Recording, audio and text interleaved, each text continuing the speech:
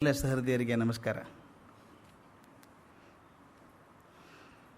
ನಿನ್ನೆ ದಿವಸ ಕೊನೆ ಭಾಗದಲ್ಲಿ ಒಬ್ಬ ತೀರ್ಥಂಕರರು ಆಗಬೇಕಾದ್ರೆ ಏನೇನು ಕ್ರಿಯೆಗಳಾಗಬೇಕು ಅನ್ನೋದನ್ನು ಎಷ್ಟು ಚೆನ್ನಾಗಿ ದಾಖಲೆ ಮಾಡಿಟ್ಟಿದ್ದಾರೆ ಅಂತ. ಪ್ರತಿಯೊಂದು ಹಂತದಲ್ಲಿ ಏನೇನು ಆಗಬೇಕು ಅನ್ನೋದನ್ನು ಒಂದು ಚೆಕ್ ಲಿಸ್ಟ್ ಥರ ಇದೆ. ಅದು ಅದನ್ನೇ ಹೇಳಿದೆ ನಾನು. ಮಗು ಹುಟ್ಟೋದಕ್ಕಿಂತ 6 ತಿಂಗಳ ಮೊದಲೇ ತಯಾರಿ ಶುರು ಆಗಬೇಕು. ದೇವೇಂದ್ರ ಕಳಿಸ್ಕೊಡ್ಬೇಕು, ಆ ಗರ್ಭಶುದ್ಧಿ ಮಾಡಬೇಕು. ಆ ನಂತರ ಮಗು ಹುಟ್ಟೋ ತನಕ ಏನೇನು ಮಾಡ್ತಾರೆ ಅಂತೆಲ್ಲ ಹೇಳಿದೆ ನಾನು. ಇಂದ್ರಾಣಿ ಬಂದು ಮಗು ಹುಟ್ಟಿದ ಮೇಲೆ ಒಂದು ಮಾಯದ ಮಗುವನ್ನು ಮಲಗಿಸಿ ಈ ಮಗುವನ್ನು ಎತ್ಕೊಂಡು ಇಂದ್ರನಿಗೆ ಕೊಟ್ಟು ಪರ್ವತಕ್ಕೆ ಹೋಗಿ ಹೆಸರಿಡೋದೆಲ್ಲ ಹೇಳಿದೆ. ಆ ನಂತರ ದೊಡ್ಡವನಾದಮೇಲೆ ಏನಾಗ್ತದೆ ಅಂತ. ತೀರ್ಥಂಕರ ಹುಟ್ಟಿಬಿಟ್ರು. ಹುಟ್ಟಿದ ಮೇಲೆ ಬೆಳೆದು ದೊಡ್ಡವನಾದ ಮೇಲೆ ಒಂದು ಹಂತದಲ್ಲಿ ಸಂಸಾರ ಸಾಕು ಅನಿಸುತ್ತಂತೆ. ನಮಗೂ ಅನಿಸುತ್ತೆ, ಆದರೆ ನಮಗದು ಆಗೋಲ್ಲ. ಅದು ಸಂಸಾರ ಸಾಕು ಅಂದ ತಕ್ಷಣ ದೇವೇಂದ್ರನಿಗೆ ಗೊತ್ತಾಗತ್ತಂತೆ. ಸೌಧರ್ಮೇಂದ್ರ ಅಂತ, ಸ್ವಧರ್ಮದಲ್ಲಿರುವಂಥ ಸ್ವರ್ಗದಲ್ಲಿರುವಂಥ ಇಂದ್ರ. ಆತನ ತಕ್ಷಣ ಗೊತ್ತಾಗತ್ತಂತೆ. ಆ ಲೋಕಾಂತಿಕರು ಅನ್ನುವಂಥ ಕೆಲವು ದೇವತೆಗಳಿದ್ದಾರೆ, ಅವ್ರನ್ನ ಕಳಿಸ್ಕೊಡ್ತಾನಂತೆ. ನೋಡು, ಅವ್ರ ಮನಸ್ಸಲ್ಲಿ ಸ್ವಲ್ಪ ವೈರಾಗ್ಯ ಬಂದಂಗಿದೆ, ಅದನ್ನು ದೃಢೀಕರಿಸಬೇಕು ಅಂತ. ಇದೆಷ್ಟು ಚೆಂದ ಗೊತ್ತಾ ಇದು. ನಾವು ಉದಾಹರಣೆ ಹೇಳಬೇಕಂದ್ರೆ, ನಾವು ಕೆಲವು ಸಲ ತೀರ್ಮಾನ ಮಾಡಿಬಿಡ್ತೀವಿ, ನಾಳೆ ಬೆಳಗ್ಗೆಯಿಂದ ವಾಕಿಂಗ್ ಹೋಗಬೇಕು ಅಂತ. ಸಾಮಾನ್ಯ ಭಾಳ ಜನ ತೀರ್ಮಾನ ಮಾಡೋದುಂಟು. ಹಾಗೆ ಅಲಾರಾಮ್ ಇಡೋದು 5 ಗಂಟೆಗೆ. ಅದು ಪಾಪ ತನ್ನ ಪಾಡಿ ಮಾಡೇ ಮಾಡುತ್ತೆ. ಅದರ ತಲೆ ಮೇಲೆ ಒಂದು ಹೊಡೆದು ಇನ್ನೊಂದು 5 ನಿಮಿಷ ಮಲ್ಕೊಂಡು ಆಮೇಲೆ ಹೋಗೋಣ ಅಂತ ಶುರು. ಮತ್ತು ಆದಾಗ 6:30 ಆಗಿರುತ್ತೆ ಎದ್ದಾಗ. ಇವತ್ತು ಬೇಡ ಬಿಡು, ಕಾರಣ ಹುಡ್ಕೋದು, ನೆಮ ಹುಡ್ಕೋದು. ಇದು ಭಾನುವಾರ, ಇವತ್ತೊಂದು ದಿವಸ ಬೇಡ. ನಿನ್ನೆ ರಾತ್ರಿ ಭಾಳ ತನಕ ಟಿ ವಿ ನೋಡಿದ್ದೀವಿ, ಇವತ್ತು ಬೇಡ.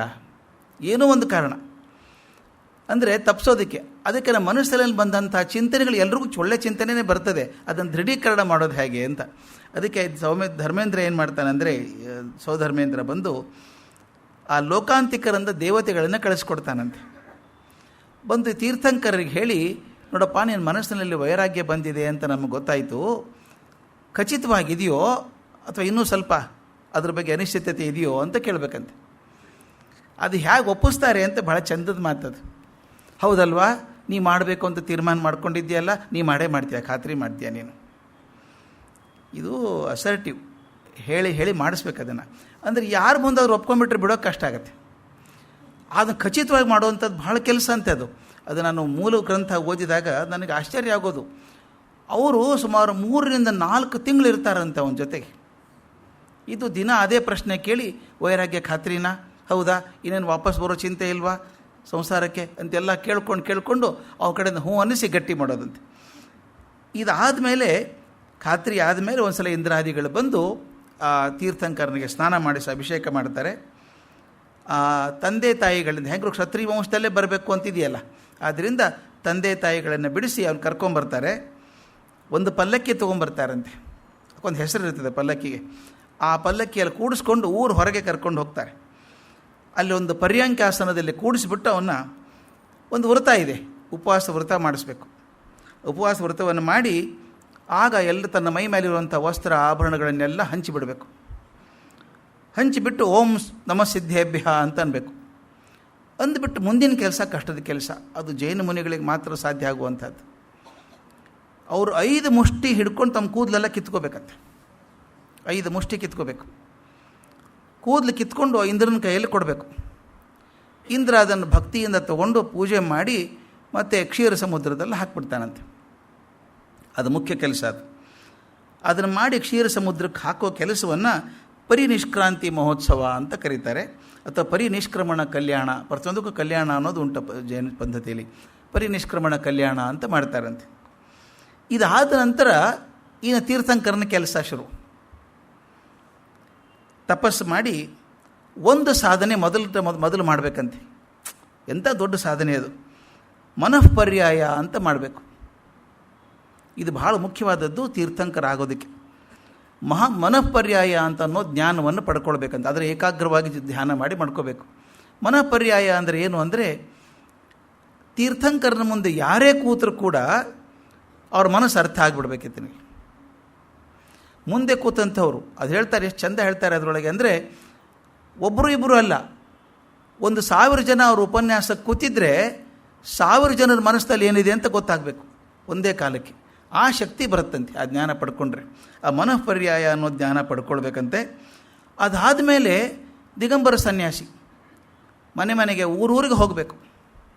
ತನಗೇನೇನು ಕಷ್ಟ ಬಂದರೂ ನೋವು ಬಂದರೂ ಒಂದು ಸಲನೂ ಬಾಯಿ ಬಿಟ್ಟು ಯಾರ ಮುಂದೆ ಹೇಳಬಾರ್ದು. ತನಗಾದಂಥ ತೊಂದರೆ ಬಗ್ಗೆ ಯಾರಿಗೂ ದೂಷಣೆ ಮಾಡೋಂಗಿಲ್ಲ, ಯಾರ ಬಗ್ಗೆನೂ ಮಾತಾಡೋಂಗಿಲ್ಲ. ಇದು ತಾಳ್ಮೆ, ಎಂಥ ತಾಳ್ಮೆ ಅದು.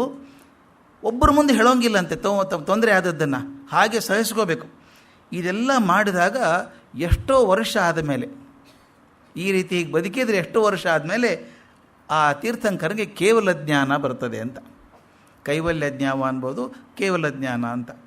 ಒಂದು ಸಲ ಕೇವಲ ಜ್ಞಾನ ಬಂತು ಅಂತ ಗೊತ್ತಾದ ತಕ್ಷಣ ಆ ಮನುಷ್ಯನನ್ನು ಅವತ್ತಿಂದ ಜಿನ ಅಥವಾ ಅರ್ಹತ ಅಥವಾ ತೀರ್ಥಂಕರ ಅಥವಾ ಕೇವಲಿ ಅಂತ ಕರೀತಾರೆ.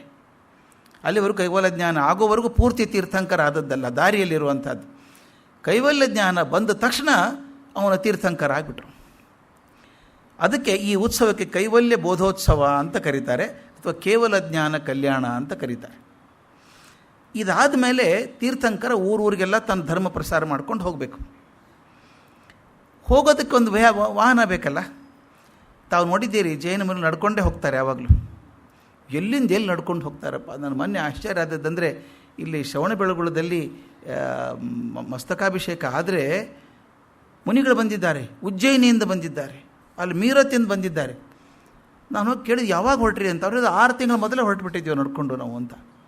ದಿನ ನಡೆಯೋದು, ಊರಲ್ಲಿ ಇರಲ್ಲ ಅವರು. ತಾವು ನೋಡಿರಬೇಕು, ಊರ ಪಕ್ಕ ಹಾಗೆ ನಡ್ಕೊಂಡು ಹೋಗ್ತಿರ್ತಾರೆ. ಹಾಗೇನೆ ಸಾಧ್ವಿಯರು ಹಾಗೇನೆ, ಸನ್ಯಾಸಿಗಳು ಹಾಗೇನೆ. ಅವರಲ್ಲಿ ಜೈನ ಪಂಥದಲ್ಲಿ ಮುನಿಗಳಿಗಿರುವಂಥ ಕಟ್ಟುನಿಟ್ಟಿದಾವಲ್ಲ, ಬಹುಶಃ ಯಾರ ಕಡೆಯೂ ಇಲ್ಲ ಅನಿಸುತ್ತೆ. ಅದು ಅಷ್ಟು ಮಾಡ್ತಾರೆ. ಆ ಮುನಿ ಹೋಗಬೇಕಾದ್ರೆ ಅದಕ್ಕೆ ಎಲ್ರಿಗೂ ಅಲ್ಲ, ಅದು ತೀರ್ಥಂಕರನಿಗೆ ಮಾತ್ರ ಇಂದ್ರ ಏನು ಮಾಡ್ತಾನೆ, ಕುಬೇರನ ಕರಿತಾನಂತೆ. ಇನ್ನು ಸ್ವಾಮಿ ಅಂತ ಕರೀತಾರೆ ಅವಾಗ. ತೀರ್ಥಂಕರ ಆದ ತಕ್ಷಣ ಸ್ವಾಮಿಯ ಅನುಕೂಲಕ್ಕಾಗಿ ಒಂದು ಸಮವಸರಣ ಅಂತ ಮಾಡ್ತಾರೆ. ಸಮವಸರಣ ಅಂತ ಹೇಳಿ ಒಂದು ಚಲಿಸುವ ಬಂಡಿಯನ್ನು ಮಾಡ್ತಾನಂತೆ. ಮೊಬೈಲ್ ಇದು ಬಿಲ್ಡಿಂಗ್ ಇದ್ದ ಹಾಗೆ ಅದು ದೊಡ್ಡ ಚಲಿಸುವ ಮಂಟಪ ಅಂತ ಮಾಡ್ತಾರೆ. ತಾನಾಗಿ ಹೋಗುವಂಥದ್ದು ಅದು. ಅವನು ಇಚ್ಛೆ ಪಟ್ಟ ಹಾಗೆ ಅಲ್ಲಿ ಹೋಗ್ತದೆ ಅಂಥದ್ದು. ಅದು ಎಷ್ಟು ದೊಡ್ಡದಿರ್ತದೆ ಅಂತಂದರೆ, ಅವನು ಇರುವಷ್ಟು ಕಾಲ ಬೇಕೊಂದು ಸಣ್ಣದಾಗ್ತದೆ, ಜನ ಬಂದ ಹಾಗೆ ದೊಡ್ಡದಾಗ್ತಾ ಹೋಗ್ತದೆ ಅಂಥದ್ದು. ಆ ಥರದ ವಾಹನ ಅದು. ಅದು ಎಷ್ಟು ಸಿಸ್ಟಮ್ಯಾಟಿಕ್ ಇದೆ ಅಂತ ಹೇಳಬೇಕು ಅದನ್ನು. ಅಂದರೆ ಎಷ್ಟು ವರ್ಷಗಳಿಂದ, ಇದು ಮಹಾವೀರರು ಕೊನೆಯ ತೀರ್ಥಂಕರರು. ಅವರು ಬಂದು ಹೋಗಿ 2600 ವರ್ಷ ಆಯಿತು. ಆವಾಗ ಮೊದಲಿನಿಂದ ಇಲ್ಲಿವರೆಗೂ ಹೇಗಿತ್ತು ಅಂತ ಬರ್ಕೊಂಡ್ಬಂದಿದ್ದಾರೆ. ಅದೇ ರೀತಿಯೇ ಆಗಬೇಕಂತೆ ಮಂಟಪ. ಅದು ಚಿನ್ನದಿಂದ ರತ್ನಗಳಿಂದ ಆದಂಥ ವಿಶಾಲವಾದ ಮಂಟಪ. ಅದರ ನಡು ಒಂದು ದೊಡ್ಡ ಗಂಧದ ಗುಡಿ ಆಗಬೇಕು. ಆ ಗಂಧದ ಗುಡಿ ಒಳಗೆ ಒಂದು ಸಣ್ಣ ಲಕ್ಷ್ಮೀ ಮಂಟಪ ಇರಬೇಕು. ಆ ಗಂಧದ ಗುಡಿ ಸಣ್ಣದಲ್ಲ, ಅದು ಸಾಕಷ್ಟು ದೊಡ್ಡದಿರಬೇಕದು. ಆ ಗುಡಿ ಒಳಗೆ ಒಂದು ಸಣ್ಣ ಲಕ್ಷ್ಮೀ ವಿಗ್ರಹ ಇರಬೇಕು, ಮಂಟಪ ಇರಬೇಕು. ಅದರ ಪಕ್ಕದಲ್ಲಿ ಒಂದು 3 ಕಾಲಿನ ಪೀಠ ಇರಬೇಕು. ಆ 3 ಕಾಲಿನ ಪೀಠದ ಮೇಲೆ 1008 ಎಸಳಿನ ತಾವರೆ ಹೂವು ಇರಬೇಕು. ಅಂದರೆ ತಾವರೆ ಹೂವಿನ ಮಾಡಿರ್ಬೇಕು ಅದನ್ನು, ಬಹುಶಃ ದಂತದಲ್ಲಿ ಮಾಡ್ತಾರೇನೋ ಗೊತ್ತಿಲ್ಲ. ತಾವರೆ ಹೂವಿಗೆ 1008 ಎಸಳು ಇರಬೇಕಂತೆ. ಅದರ ಮೇಲೆ ತೀರ್ಥಂಕರ ಕೂತ್ಕೋಬೇಕು. ಆ ಕೂತ್ಕೊಂಡ್ರೆ ಹೇಗಿರ್ತಿತ್ತು ಅಂದರೆ, ತೀರ್ಥಂಕರನ ಮೈ ಹೂ ಮುಟ್ಟೋಂಗಿಲ್ಲ. ಅದರ ಮೇಲೆ 4 ಇಂಚು ಎತ್ತರದಲ್ಲಿ ಕೂಡಬೇಕು ಅವರು. ಅದು ಮುಂದೆ ಹೇಳ್ತೀನಿ ತೀರ್ಥಂಕರ ಲಕ್ಷಣ ಹೇಗಿರ್ತದೆ ಅಂತ. ಅವ್ರು ನಡೆದ್ರೆ ಕಾಲು ನೆಲ ಮುಟ್ಟೋಂಗಿಲ್ಲ. ಇಲ್ಲಿ ಮೇಲೆ ಅಡ್ಡಾಡ್ತಾರೆ ಅವರು. ಆ ಥರ ಹೀಗೆ ಹೂವಿನ ಮೇಲೆ ಕೂತ್ಕೊಂಡ್ರೆ, ಹೂವಿನ ಮೇಲೆ 4 ಇಂಚು ಅಂತರ ಇರ್ತದೆ. ಅದರ ಮೇಲೆ ತೀರ್ಥಂಕರರು ಕೂತ್ಕೊಂಡಿರಬೇಕು. ಈ ಸಮವಸರಣದಲ್ಲಿ ಯಾರ್ಯಾರು ಬರ್ತಾರೆ? ಅವ್ರ ಶಿಷ್ಯರು ಬರಬಹುದು, ಭಕ್ತರು ಬರಬಹುದು, ಸನ್ಯಾಸಿಗಳು ಬರಬಹುದು, ಗೃಹಸ್ಥರು ಬರಬಹುದು. ಎಲ್ಲರೂ ಬಂದು ಸೇರ್ಕೊಂಡ್ಬಿಡ್ತಾರಂತೆ. ಕೆಲವು ಸಲ ದೇವತೆಗಳು ಕೂಡ ಅವ್ರ ಉಪನ್ಯಾಸ ಕೇಳೋಕೆ ಬರ್ತಾರೆ ಅಂತ. ಅದು ಹೇಳಿದ್ನಲ್ಲ, ಸ್ವಲ್ಪ ಜನ ಇದ್ದರೆ ಸಣ್ಣದಾಗ್ತದೆ, ಜಾಸ್ತಿ ಜನ ಬಂದ ಹಾಗೆ ತನ್ನಷ್ಟಕ್ಕೆ ತಾನೇ ಆ ಸಮವಸರಣ ಮಂಟಪ ದೊಡ್ಡದಾಗ್ತಾ ಹೋಗುತ್ತೆ. ಎಷ್ಟು ಜನ ಬಂದರೂ ಹಿಡ್ಕೊಳ್ಳುತ್ತೆ ಅದು. ಇನ್ನೊಂದು ವಿಚಿತ್ರ ಅಂದರೆ, ವಿಶೇಷ ಅಂದರೆ, ತೀರ್ಥಂಕರರು ಮಾತಾಡಿದ್ದು ಎಲ್ರಿಗೂ ಅರ್ಥ ಆಗ್ತಿತ್ತು ಅಂತ. ಇದು ಯಾಕೆ ಹೇಳ್ತೀನಿ ಅಂತಂದರೆ, ನಾವು ಶಾಲೆಯಲ್ಲಿ ಮೇಷ್ಟ್ರಿಗೆ ಹೇಳ್ತೀವಿ, ನೀವು ಮಾತಾಡಿದ ಹುಡುಗರಿಗೆ ಎಲ್ರಿಗೂ ಅರ್ಥ ಆಗಬೇಕಪ್ಪ. ಕೆಲವರಿಗೆ ಅರ್ಥ ಆದರೆ ಪ್ರಯೋಜನ ಇಲ್ಲ ಅಂತ. ಕೆಲವು ಮೇಷ್ಟ್ರು ಸ್ಟೇಟ್ಮೆಂಟ್ ಮಾಡ್ತಾರೆ, ಭಾಳ ದಡ್ಡಿದ್ದಾರೆ ಸರ್ ಹುಡುಗರು, ಏನೂ ತಿಳಿಯಲ್ಲ ಅವ್ರಿಗೆ, ಬಹಳ ದಡ್ಡಿದ್ದಾರೆ. ಒಬ್ರು ಯಾರೋ ಹೇಳ್ತಿದ್ರು ನನಗೆ, ಎಷ್ಟು ದಡ್ಡ ಇದ್ದಾನೆ ಹುಡುಗ ಅಂದರೆ ಇಡೀ ವರ್ಷ ಕಲಿಸಿದ್ರು ಏನೂ ತಿಳಿಲಿಲ್ಲ ಸರ್ ಅವನಿಗೆ ಅಂತ. ಇಡೀ ವರ್ಷ ಕಲಿಸಿದ್ರು ಏನೂ ತಿಳಿಲಿಲ್ಲ ಅವನಿಗೆ ಅಂತ ಹೇಳಿದರು. ನಾನು ಆ ಪ್ರಶ್ನೆ ತಿರುಗಿಸಿ ಕೇಳಿದೆ, ಇಡೀ ವರ್ಷ ಅರ್ಥ ಆಗಲಾರ್ದಂಗೆ ಹೆಂಗೆ ಹೇಳಿದಿರಿ ಅಂತ ಅಲ್ವಾ. ಅವ್ನಿಗೆ ಇಡೀ ವರ್ಷ ತಿಳಿಲಿಲ್ಲ ಅಂತ ಮಾತು ಬೇರೆ, ಅವ್ನು ತಿಳಿಲಾರ್ದಂಗೆ ನೀವು ಹೆಂಗೆ ಮಾತಾಡಿದಿರಿ ಅಂತ. ಇದು ಯಾಕೆ ಹೇಳ್ತೀನಿ ಅಂದರೆ, ಕ್ಲಾಸಲ್ಲಿ 20, 30, 40 ಹುಡುಗರಿದ್ದರೆ ಎಷ್ಟು ಒದ್ದಾಡ್ತೀವಿ ನಾವು. ಇಲ್ಲಿ ಬೇರೆ ಬೇರೆ ಹಿನ್ನೆಲೆಯಿಂದ ಬಂದಂಥ ಜನ, ಕಲ್ತವರು, ಕಲೀಲಾರದವರು, ಪಂಡಿತರು, ಪಾಮರರು ಎಲ್ಲರೂ ಇರ್ತಾರೆ. ಇನ್ನೊಂದು ವಿಶೇಷ ಮುಂದೆ ಹೇಳ್ತೀನಿ ನಾನು ಬಂದಾಗ, ಸಂಬಂಧಾಗ ನಾಳೆ. ಅದು ಹೇಗಿತ್ತು ಅಂದರೆ, ತೀರ್ಥಂಕರರು ಮಾತಾಡುವಾಗ ಕಣ್ಣು ಅಲಗಾಡಲ್ಲ, ಕಣ್ಣು ತೆಗೆದೇ ಇರ್ತದೆ ಹೀಗೇನೆ, ತುಟಿ ಅಲಗಾಡಲ್ಲ, ಆದ್ರೆ ಧ್ವನಿ ಎಲ್ರಿಗೂ ಕೇಳಿಸುತ್ತೆ. ಅದು ವಿಚಿತ್ರ, ಅದು ಆ ಲಕ್ಷಣ ಅದು ಹಾಗೆ. ಮತ್ತು ಮಾತಾಡಿದ್ದು ಹೇಗಿರ್ತದೆ, ಎಲ್ರಿಗೂ ಅವ್ರ ಪಕ್ಕದಲ್ಲೇ ಕೂತು ಮಾತಾಡ್ದಂಗೆ ಇರುತ್ತೆ, ಅಷ್ಟು ಸ್ಪಷ್ಟವಾಗಿ ಕೇಳಿಸುತ್ತೆ. ಈಗ ನನಗೆ ಮೈಕ್ ಇಲ್ಲದೆ ಹೋದರೆ ಕೊನೆಯವ್ರಿಗೆ ಕೇಳಿಸೋದು ಕಷ್ಟ, ಆಗ ಮೈಕ್ ಇರಲಿಲ್ವೇನೋ. ಆದರೆ ಮಾತಾಡಿದ್ದು ಪ್ರತಿಯೊಬ್ಬರಿಗೂ ಪಕ್ಕದಲ್ಲೇ ಕೂತು ಮಾತಾಡ್ದಂಗೆ ಇರುತ್ತೆ. ಇನ್ನೊಂದು ಮುಖ್ಯ ಹೇಳಬೇಕಂದ್ರೆ, ಅವರ ಭಾಷೆಯಲ್ಲೇ ಮಾತಾಡ್ದಂಗೆ ಇರುತ್ತೆ. ಇದು ನಾನು ನೋಡಿದ್ದೇನೆ ಕೆಲವು ದೇಶಗಳಲ್ಲಿ. ಆಟೋಮೆಟಿಕ್ ಟ್ರಾನ್ಸ್ಲೇಷನ್ ಮಷಿನ್ ಇರ್ತದೆ. ಇದು ನಮ್ಮ ಭಾರತದಲ್ಲಿದೆ, ದೆಹಲಿಯಲ್ಲಿ ವಿಜ್ಞಾನ ಭವನದಲ್ಲಿ ಹೋದರೆ ನೀವು ಒಂದು ಭಾಷೆಯಲ್ಲಿ ಮಾತಾಡಿದ್ರೆ 12 ಭಾಷೆಯಲ್ಲಿ ಅನುವಾದ ಆಗುತ್ತೆ. ಅಲ್ಲಿ ಕೊಟ್ಟಿರ್ತಾರೆ, 1 ಪ್ರೆಸ್ ಮಾಡಿದ್ರೆ ಈ ಭಾಷೆ, 2 ಪ್ರೆಸ್ ಮಾಡಿದ್ರೆ ಈ ಭಾಷೆ ಅಂತ. ಅದೇನೂ ಇಲ್ಲದ ಕಾಲದಲ್ಲಿ ಯಾವ್ಯಾವುದೋ ಭಾಷೆ ಮಾತಾಡುವಂಥ ಜನ ಬಂದರೂ ಕೂಡ ಅವ್ರಿಗೆ ಅರ್ಥವಾಗೋ ಭಾಷೆಯಲ್ಲಿ ಅರ್ಥ ಆಗ್ತಿತ್ತಂಥವ್ರಿಗೆ. ಅದು ಭಾಳ ಮುಖ್ಯ. ಇನ್ನೊಂದು ಏನಾಗ್ತಿತ್ತು ಅಂದರೆ, ಎಲ್ರಿಗೂ ಅರ್ಥ ಆಗುವಾಗ ಧರ್ಮ ಬೋಧಿಸುವಾಗ ಈ ಸಮವಸರಣ ಹೋದಲ್ಲೆಲ್ಲ ಪ್ರಾಣಿಗಳು ಕೂಡ ತಮ್ಮ ಸಹಜ ವೈರವನ್ನು ಮರೆತು ಬಿಡ್ತಿದ್ವು ಅಂತೆ. ಮತ್ತು ಎಷ್ಟೋ ಯೋಜನ, ಒಂದು 2 ಯೋಜನನೋ 3 ಯೋಜನ ಇವರು ಸಮವಸರಣ ಹೋಗ್ತಿರೋ ಹಾಗೆ ಅಲ್ಲಿದ್ದ ಮಂದಿಗೆಲ್ಲ ತಾನಾಗೆ ಶಾಂತಿ ಬರ್ತಿತ್ತು ಮನಸ್ಸಲ್ಲಿ ಅಂತ. ತೀರ್ಥಂಕರ ಹೋದಲ್ಲೆಲ್ಲ ಗೊತ್ತಿಲ್ಲದ ಹಾಗೆ ಜನಕ್ಕೆ ಶಾಂತಿ ಬರಬೇಕು, ಅಷ್ಟು ಯೋಜನೆ ಯಾವ ಜಾಗದಲ್ಲಿ ಅಂದರೆ ತೀರ್ಥಂಕರ ಬಂದಿದ್ದಾರೆ ಅಂತ ಅನ್ನಿಸ್ಬೇಕು. ಇದು ಆಯುಷ್ ಮುಗಿಯೋವರೆಗೂ, ಆ ತೀರ್ಥಂಕರ ಆಯುಷ್ ಮುಗಿಯೋವರೆಗೂ ಈ ಧರ್ಮ ಪ್ರಸಾರ ಮಾಡ್ತಾ ಇರೋದು. ತೀರ್ಥಂಕರಿಗೆ ಗೊತ್ತಾಗ್ತದೆ ನನ್ನ ಆಯುಷ್ ಮುಗಿಲಿಕ್ಕೆ ಬಂತು ಅಂತ ಗೊತ್ತಾದಾಗ ಒಂದು ಶುಕ್ಲ ಧ್ಯಾನ ಅಂತ ಒಂದಿದೆ. ಆ ಧ್ಯಾನ ಮಾಡಿ ವಿಶೇಷ ರೀತಿಯಲ್ಲಿ ಕೂತಾಗ ಆ ಪ್ರಾಣೋತ್ಕ್ರಮಣ ಆಗ್ತದೆ, ತಮ್ಮ ದೇಹವನ್ನು ಬಿಡಬೇಕು. ಆ ಶುಕ್ಲ ಧ್ಯಾನದಲ್ಲೇ ಪ್ರಾಣ ಹೋಗಬೇಕು.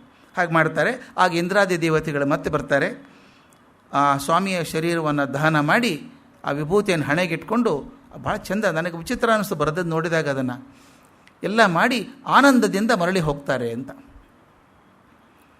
ನನಗೆ ಈ ಆನಂದದಿಂದ ಅನ್ನೋದು ವಶಕ್ಕೆ ಕಾಡಿದ್ದು. ಯಾರಾದರೂ ದೊಡ್ಡವ್ರು ಹೋಗ್ಬಿಟ್ರೆ ಆನಂದ ಆಗಲ್ಲ, ನಮಗೆ ತುಂಬ ದುಃಖ ಆಗತ್ತಲ್ಲ. ಆದರೆ ಇಲ್ಲಿ ತೀರ್ಥಂಕರರು ಹೋದಾಗ ಮಾತ್ರ ಇಂದ್ರ ದೇವತೆಗಳು ಬಂದು ಆನಂದದಿಂದ ಹೋದರು. ಯಾಕೆಂದರೆ ಒಬ್ಬ ತೀರ್ಥಂಕರ ಮಾಡಿದಂಥ ಕೆಲಸ ಮುಂದೆ 1000 ವರ್ಷ ನಡ್ಕೊಂಡು ಹೋಗ್ತದೆ. ಆ ಥರದ ಜೀವನ ಬಂದಿತ್ತಲ್ಲ ಇಲ್ಲೊಂದು ಸಂಭ್ರಮದಿಂದ ಹೋಗ್ತಾರೆ ಅಂತ. ಈಗ ಆಗೋದನ್ನು, ಈ ಮಹೋತ್ಸವವನ್ನು ಪರಿನಿರ್ವಾಣ ಮಹೋತ್ಸವ ಅಂತಾರೆ, ಅಥವಾ ಪರಿನಿರ್ವಾಣ ಕಲ್ಯಾಣ ಅಂತಲೂ ಕರೆಯುವಂಥದ್ದು. ಆದ್ದರಿಂದ ಹುಟ್ಟೋದಕ್ಕಿಂತ ಮೊದಲಿನಿಂದ ಆ ನಿರ್ವಾಣ ಆಗುವವರೆಗೂ ಏನೇನು ಹಂತಗಳಿದ್ದಾವೆ ಅನ್ನೋ ದಾಖಲೆ ಮಾಡಿದ್ದಾರೆ. ಇದು ಪ್ರತಿಯೊಬ್ಬ ತೀರ್ಥಂಕರಿಗೂ ನಡೀಬೇಕಾದಂಥ ಕ್ರಮ. ಈಗ ಮಹಾವೀರರಿಗೆ ಏನಾಯಿತು ನೋಡ್ಬೇಕು ನಾವು. ಇವರು ಮೊದಲು ಅಚ್ಯುತ ಸ್ವರ್ಗದಲ್ಲಿದ್ದರಲ್ಲ, ಎಲ್ಲ ಆಗಿ ಅಚ್ಯುತ ಸ್ವರ್ಗದಲ್ಲಿ ಹೇಳಿದ ನೀನು 31 ಜನ್ಮಗಳನ್ನು ಮೇಲೆ ಕೆಳಗೆ ಹೋಗಿ ಅಚ್ಯುತ ಸ್ವರ್ಗದಲ್ಲಿ ಸೇರಿಕೊಂಡಾಗ 6 ತಿಂಗಳು ಮೊದಲೇ ಸೌಧರ್ಮದ ಇಂದ್ರ ಕುಬೇರನನ್ನು ಕರೀತಾನೆ. ನೋಡಪ್ಪ, ಮಹಾವೀರ ಸ್ವಾಮಿಯ ಜನ್ಮ ಇನ್ನು 6 ತಿಂಗಳಿಗೆ ಆಗ್ತದೆ. ಜನ್ಮ ಆಗೋದಲ್ಲ, ಆ ಜೀವ ಭೂಮಿಗೆ ಇಳಿತದೆ. ಅದು ಆಗೋದಕ್ಕಿಂತ ಮೊದಲು ನಾವು ಕೆಲಸ ಮಾಡಬೇಕು. ಈ ಜ್ಞಾತ ವಂಶೀಯನಾದಂಥ ಕಾಶ್ಯಪ ಗೋತ್ರದವನಾದಂಥ ಕುಂಡಪುರ ರಾಜ ಇದ್ದಾನಲ್ಲ, ಸಿದ್ಧಾರ್ಥ ಮಹಾರಾಜನ ಮನೆಯಲ್ಲಿ ಮಹಾವೀರ ಸ್ವಾಮಿ ಜೀವದ ಅವತರಣ ಆಗ್ತದೆ. ಈ ಜೀವವನ್ನು ಗರ್ಭದಲ್ಲಿ ಧರಿಸುವಂಥ ಪುಣ್ಯವತಿ ಪ್ರಿಯಕಾರಿಣಿ ದೇವಿ ಚೇಟಕ ಮಹಾರಾಜನ ಮಗಳು. ಅದಕ್ಕೆ ಹೋಗಿ ಏನು ಮಾಡಬೇಕು ನೀನೀಗ, ಈ ಅವತಾರದ ಸೂಚನೆ ಕೊಡಬೇಕಲ್ಲ ಜನಕ್ಕೆ ಅಂಥೇಳಿ, ಇಂದಿನಿಂದ ಆ ಗರ್ಭದ ಜನನದವರೆಗೆ ಮುಂದಿನ 15 ತಿಂಗಳು, 6 ತಿಂಗಳು ಮೊದಲು, ಆಮೇಲೆ 9 ತಿಂಗಳು, 15 ತಿಂಗಳು ಕುಂಡಪುರದ ಸುತ್ತ 12 ಯೋಜನ, ಸಾಮಾನ್ಯ 1 ಯೋಜನ ಅಂದರೆ 3 ಮೈಲಿ, 12 ಯೋಜನ ಸುತ್ತಮುತ್ತ ಆ ಇಡೀ ನಗರವನ್ನು ಸುಂದರವನ್ನಾಗಿ ಮಾಡಿಬಿಡು. ಎಷ್ಟು ಚೆಂದ ಅಲ್ಲ ಕಲ್ಪನೆ ಮಾಡ್ಕೊಳ್ಳೋಕ್ಕೆ. ನಮ್ಮ ಬೆಂಗಳೂರು ಎಷ್ಟಾದರೆ 36 ಮೈಲು ಆ ಸುತ್ತಮುತ್ತ ಎಲ್ಲ ಪ್ರದೇಶವನ್ನು ಸುಂದರವನ್ನಾಗಿ ಮಾಡು. ಮತ್ತು ದಿನಕ್ಕೆ 3 ಬಾರಿ ಆ ರಾಜನ ಮನೆಯ ಮೇಲೆ ರತ್ನದ ಮಳೆಯನ್ನು ಕರೆ. ದಿನಾಲ 3 ಸಲ ರತ್ನದ ಮಳೆ ಹಾಕು ಅಂತ. ಆಯಿತು ಅಂತ ಕುಬೇರ ಹೋದ. 6 ತಿಂಗಳು ಕಳೀತು. ಸೌಧರ್ಮೇಂದ್ರ ಕೆಲವು ದೇವತೆಗಳನ್ನು ಕರ್ಕೊಂಬರ್ತಾನೆ. ಆ ದೇವತೆಗಳು ಯಾರು ಅಂದರೆ ಶ್ರೀ, ಹ್ರೀ, ಧೃತಿ, ಕೀರ್ತಿ, ಬುದ್ಧಿ ಮತ್ತು ಲಕ್ಷ್ಮಿ. ಈ 6 ಜನ ದೇವಿಯರನ್ನ ಕರ್ಕೊಂಬರ್ತಾನೆ. ಕರ್ಕೊಂಡ್ಬಂದು ಪ್ರಿಯಕಾರಿಣಿ ಕಡೆ ಒಪ್ಪಿಸಿ ಆಕೆ ಗರ್ಭದ ಶೋಧನೆ ಮಾಡಿ ಸ್ವಚ್ಛ ಮಾಡು ಅಂತ ಹೇಳ್ತಾರೆ. ಅವರ ಪರಿಶುದ್ಧಿ ಮಾಡ್ತಾರೆ. ಇಂದಿಗೆ ಸುಮಾರು 2617 ವರ್ಷಗಳ ಹಿಂದೆ, ಅದು ತಾರೀಕು ಆಷಾಢ ಶುದ್ಧ ಷಷ್ಠಿ, ಉತ್ತರ ಹಸ್ತ ನಕ್ಷತ್ರದಲ್ಲಿ, ಕ್ಯಾಲೆಂಡರ್ ಪ್ರಕಾರ ಹೇಳೋದಾದರೆ ಶುಕ್ರವಾರ ಜೂನ್ 17, ಕ್ರಿಸ್ತಪೂರ್ವ 599 ಮಹಾವೀರನ ಜೀವ ಪ್ರಿಯಕಾರಿಣಿ ದೇವಿಯ ಗರ್ಭದಲ್ಲಿ ಇಳಿತು. ಇದು ಗರ್ಭಾವತರಣ ಕ್ರಿಯೆ ಅಂತ ಕರೀತಾರೆ. ಅದಾದ ತಕ್ಷಣ ಆಕಾಶದಲ್ಲಿದ್ದಂಥ ದೇವತೆಗಳ ಮನೆಯಲ್ಲಿ ಘಂಟಾನಾದ ಆಯಿತಂತೆ. ಈ ಭೂಮಿ ಮೇಲಿರುವಂಥ ಹಿರಿಯರ ಮನೆಗಳಲ್ಲಿ ಶಂಖನಾದ ಆಯಿತಂತೆ. ಜ್ಞಾನಿಗಳ ಮನೆಯಲ್ಲಿ, ಅಂದರೆ ಮಹಾವೀರ ಹುಟ್ಟಿ ಬರ್ತಾನೆ, ತೀರ್ಥಂಕರ ಹುಟ್ಟಿ ಬರ್ತಾನೆ ಅಂತ. ಸೌಧರ್ಮೇಂದ್ರನ ಕುಳಿತಂಥ ಪೀಠ ಅಲುಗಾಡ್ತು. ಇನ್ನು ಹೇಳಿದ್ದೆ ನಾನು, ಇಂದ್ರನ ಪೀಠ ಅಲುಗಾಡ್ತದೆ ಅಂದರೆ ಸೂಚನೆ ಅದು ಬರ್ತಾ ಇದ್ದಾನೆ. ಎಲ್ಲರೂ ಗೊತ್ತಾಯಿತು. ತೀರ್ಥಂಕರನ ಅವತರಣವಾದ ದಿನ ಅದೇ ರಾತ್ರಿ ಆ ಪ್ರಿಯಕಾರಿಣಿ ದೇವಿಗೆ ಪ್ರತಿ ತೀರ್ಥಂಕರನ ತಾಯಿಗೂ ಆಗುವ ಹಾಗೆ ಸ್ವಪ್ನ ಆಯಿತು. ಸ್ವಪ್ನ ಆಗಿ ಆ 16 ಅಂತ ಹೇಳಿದ್ನಲ್ಲ, 16 ಚಿತ್ರಗಳ ಸ್ವಪ್ನ ಆಯಿತು. ಮರುದಿನ ಬೆಳಗ್ಗೆ ತನ್ನ ಗಂಡನೇ ಹೇಳಿದ್ಲಾಕೆ, ಹಿಂಗೆ ಸ್ವಪ್ನ ಆಯಿತು ನನಗೆ ಅಂತ. ಆತ ತನ್ನ ಅರ್ಧಾಸನದಲ್ಲಿ ಆಕೆಯನ್ನು ಕೂಡಿಸ್ಕೊಂಡು ಆ ಪ್ರತಿಯೊಂದು ಸ್ವಪ್ನದ ಫಲ, ಸ್ವಪ್ನದ ಅರ್ಥ ಎರಡವನ್ನು ವಿವರಿಸಿ ಹೇಳ್ತಾನೆ. ಆಗ ಸೌಧರ್ಮೇಂದ್ರ ಮತ್ತೆ ಭೂಮಿಗೆ ಬಂದು ದೇವತೆಗಳೊಡನೆ ಆ ತೀರ್ಥಂಕರನ ತಂದೆ ತಾಯಿಗಳಿಗೆ ಅಭಿಷೇಕ ಮಾಡಿ ವಿಜೃಂಭಣೆಯಿಂದ ಆ ತಾಯಿ ಗರ್ಭದಲ್ಲಿದ್ದಂಥ ತೀರ್ಥಂಕರ ಸ್ವಾಮಿಯನ್ನು ಸ್ತುತಿ ಮಾಡ್ತಾನೆ, ಹೊಗಳ್ತಾನೆ. ಆಮೇಲೆ ರುಚಕ ದ್ವೀಪ ಅಂತ ಒಂದಿದೆ ಅಂತೆ. ಆ ರುಚಕ ದ್ವೀಪದಲ್ಲಿ ಬಹಳ ಜನ ದಿಕ್ಕುಮಾರಿಯರಿದ್ದಾರೆ. ದಿಕ್ಕುಮಾರಿಯರು ಅಂತವರು ಪೂರ್ತಿ ದೇವತೆಗಳು ಅಲ್ಲ, ಮನುಷ್ಯರೆಲ್ಲ ನಡುವೆ ಇರುವಂಥವ್ರು. ಅಲ್ಲಿದ್ದಂಥ 56 ಮಂದಿ ದಿಕ್ಕುಮಾರಿಯರನ್ನ ಕರೆದು ತೀರ್ಥಂಕರನ ಕಾಯಿ ಸೇವೆ ಮಾಡು ಅಂತ ಇಟ್ಟು ಹೋಗ್ತಾನೆ. ಅವ್ರ ಮನೇಲಿ ಅವರಿರಬೇಕು. ಇದು ನನಗೆ ಹೇಗೆ ಅನ್ನಿಸ್ತು ಅಂತಂದರೆ, ಯಾವುದಾದ್ರೂ ಒಂದು ಕಾರ್ಯಕ್ರಮಕ್ಕೆ ನೀವು ಪ್ರೆಸಿಡೆಂಟ್ ಆಫ್ ಇಂಡಿಯಾ ಅಥವಾ ಪ್ರೈಮ್ ಮಿನಿಸ್ಟರ್ ಆಫ್ ಇಂಡಿಯಾ ಕರೆದುಬಿಟ್ರೆ ನಿಮ್ಮ ಕ್ಯಾಂಪಸ್ ಪೂರ್ತಿ ಅವ್ರಿಗೆ ಹ್ಯಾಂಡ್ ಓವರ್ ಮಾಡಿಬಿಡ್ಬೇಕು. ನೀವೇ ಹೋಗೋಂಗಿಲ್ಲ ಸ್ಟೇಜ್ ಮೇಲೆ, ಅಲ್ಲಿ ನಿಮ್ಮದೇ ಸಂಸ್ಥೆ, ಅವ್ರು ಹೋಗೋಂಗಿಲ್ಲ. ಅವ್ರು ಪೂರ್ತಿ ಟೇಕ್ ಓವರ್ ಮಾಡಿಬಿಡ್ತಾರೆ. ಎಲ್ಲ ಥರೋ ಚೆಕ್ ಮಾಡಿ ಎಲ್ಲ ಹೊರಗೆ ಕಳಿಸ್ತಾರೆ. ಯಾರನ್ನೂ ಬರ್ಕೊಡಲ್ಲ, ನಿಮ್ಮನ್ನೇ ಬರ್ಕೊಡಲ್ಲ. ಅವರು ಕೇಳ್ತಾರೆ ಸ್ಟೇಜ್ ಮೇಲೆ ಕೂಡೋರು ಯಾರ್ಯಾರು, ಅವ್ರ ಜಾತಕ ಕೊಡಿ. ಯಾರ್ಯಾರು ಕೂಡ್ತಾರೆ, ಅವ್ರ ಪಕ್ಕ ಯಾರು ಕೂತ್ಕೋತಾರೆ, ಎಡಕ್ಕೆ ಯಾರು ಕೂತ್ಕೋತಾರೆ, ಬಲಕ್ಕೆ ಯಾರು ಕೂತ್ಕೋತಾರೆ, ಎಲ್ಲವನ್ನೂ ಚೆಕ್ ಮಾಡಿಬಿಡ್ತಾರೆ. ನಮ್ಮ ಕೈಯಲ್ಲಿಲ್ಲ. ಒಂದು ಸಲ ಅದು ಡಿಫೆನ್ಸ್ ಸೀಮಿಗೆ ಹೋಗ್ಬಿಟ್ರೆ ನಮ್ಮ ಕೈಯಲ್ಲಿ ಏನೂ ಇರಲ್ಲ. ಹಾಗೆ ಅನ್ನಿಸ್ತಿದ್ದು ನನಗೆ. ಎಲ್ಲಿವರೆಗೆ 56 ಜನ ದಿಕ್ಕುಮಾರಿಯರು ಬಂದು ತೀರ್ಥಂಕರನ ತಾಯಿಯ ಪ್ರತಿಯೊಂದು ಅವಶ್ಯಕತೆಗಳನ್ನು ಅವರೇ ತೀರಿಸಬೇಕು. ನಂತರ ಸಮಸ್ತ ದೇವತೆಗಳು ತಮ್ಮ ತಮ್ಮ ಸ್ಥಾನಕ್ಕೆ ಹೋದರು. 9 ತಿಂಗಳು ತುಂಬಿತು. ಅವತ್ತು ಚೈತ್ರ ಶುದ್ಧ ತ್ರಯೋದಶಿ, ಉತ್ತರ ಫಲ್ಗುಣಿ ನಕ್ಷತ್ರ, ಕ್ಯಾಲೆಂಡರ್ ಪ್ರಕಾರ ಸೋಮವಾರ, ಮಾರ್ಚ್ 27, ಕ್ರಿಸ್ತಪೂರ್ವ 598 ಇಸ್ವಿ. ಮಹಾವೀರ ಸ್ವಾಮಿ ಜನನ ಆಯಿತು. ಸಮಸ್ತ ದೇವತೆಗಳಿಗೆ ಗೊತ್ತಾಯಿತು ಜನನ ಆಯಿತು ತೀರ್ಥಂಕರದು ಅಂತ. ಮತ್ತೆ ಬಂದರು. ಭಗವಂತನ ಈ ಜನ್ಮಾಭಿಷೇಕ ಕಲ್ಯಾಣ ಮಾಡಬೇಕು ಅಂತ ಹೇಳಿ ಇಂದ್ರ ತನ್ನ ಐರಾವತವನ್ನು ತೊಗೊಂಡು ಬಂದ. ಇಂದ್ರಾಣಿಯನ್ನು ಕರ್ಕೊಂಡು ಕುಂಡಪುರಕ್ಕೆ ಬಂದ. ಅವನ ಜೊತೆಗೆ ಎಲ್ಲ ದೇವತೆಗಳು ಬಂದರಂತೆ. ಮೊದಲ ಪ್ಲ್ಯಾನ್ ಪ್ರಕಾರ ಇಂದ್ರಾಣಿ ಹೆರಿಗೆ ಮನೆಯೊಳಗೆ ಹೋಗಿ ಪ್ರಿಯಕಾರಿಣಿ ದೇವಿಗೆ ಮಾಯಾ ನಿದ್ರೆ ಬರೆಸಿ ಆಕೆ ಪಕ್ಕದಲ್ಲಿದ್ದಂಥ ಮಗುನ ಎತ್ಕೊಂಡ್ಲು, ಬೇರೆ ಮಗುವನ್ನು ಇಟ್ಲು. ಈ ಮಗುನ ಎತ್ಕೊಂಡು ಬಂದು ಹೊರಗಡೆ ಐರಾವತ ಮೇಲೆ ಕೂತಂಥ ಇಂದ್ರನ ತೊಡೆ ಮೇಲೆ ಮಲಗಿಸಿದ್ಲಂತೆ. ಚಂದ ವರ್ಣನೆ ಮಾಡ್ತಾರೆ, ಪೂರ್ತಿ ಹೇಳೋಕ್ಕೆ ಟೈಮ್ ಆಗಲ್ಲ, ಇಲ್ದಿರಿ ಭಾಳ ಹೇಳಬೇಕದನ್ನು. ಆ ವರ್ಣನೆ ಇಷ್ಟು ಖುಷಿಯಾಗತ್ತೆ ಓದಬೇಕಾದ್ರೆ. ಅವ್ರು ಹೇಳ್ತಾರೆ, ಇಂದ್ರ ಸಹಸ್ರಾಕ್ಷ, 1000 ಕಣ್ಣು ಅವನಿಗೆ ಮಗುನ ನೋಡೋಕ್ಕೆ 1000 ಕಣ್ಣು ಸಾಲಿಲ್ಲಂತೆ. ಅಷ್ಟು ಚಂದವಾಗಿತ್ತು ಮಗು ಅಂತ.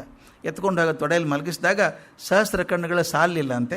ಅವನು ಕರ್ಕೊಂಡು ಆಕಾಶ ಮಾರ್ಗವಾಗಿ ದೇವತೆಗಳ ಜೊತೆಗೆ ಆ ಸುಮೇರು ಪರ್ವತ ಅಂತಿದೆ, ಅದರ ತುದಿ ಮೇಲೆ ಪಾಂಡುಕ ಅಂತ ಒಂದು ವನ ಇದೆ. ಅಲ್ಲಿ ಅರ್ಧಚಂದ್ರಾಕಾರವಾದಂಥ ಒಂದು ಶಿಲೆ ಇದೆ. ಆ ಶಿಲೆ ಮೇಲೆ ರತ್ನ ಖಚಿತವಾದ ಒಂದು ಆಸನ ಇದೆ. ಅದರ ಮೇಲೆ ಒಯ್ದು ಆ ಮಗುವನ್ನು ಮಲಗಿಸಿ ಮೊದಲೇ ಪ್ಲ್ಯಾನ್ ಮಾಡಿದ ಹಾಗೆ 5ನೇ ಕ್ಷೀರಸಾಗರದಿಂದ 1008 ಕಲಶಗಳಲ್ಲಿ ಕ್ಷೀರಸಾಗರದಿಂದ ಹಾಲು ತರಿಸಿದ್ದಾರೆ. ಅದನ್ನು ಅಭಿಷೇಕ ಮಾಡಿದ್ರಂತೆ. ಒಂದು ಸಣ್ಣ ತಮಾಷೆ ಬರೀತಾರೆ. ಆ ಪುಟ್ಟ ಮಗು ಈಗ ತಾನೇ ಹುಟ್ಟಿದಂಥ ಮಗು, ಅದಕ್ಕೆ 1008 ಕಲಶ ಹಾಲು ಹಾಕಬೇಕು, ಅಭಿಷೇಕ ಮಾಡ್ತಿದ್ರಂತೆ.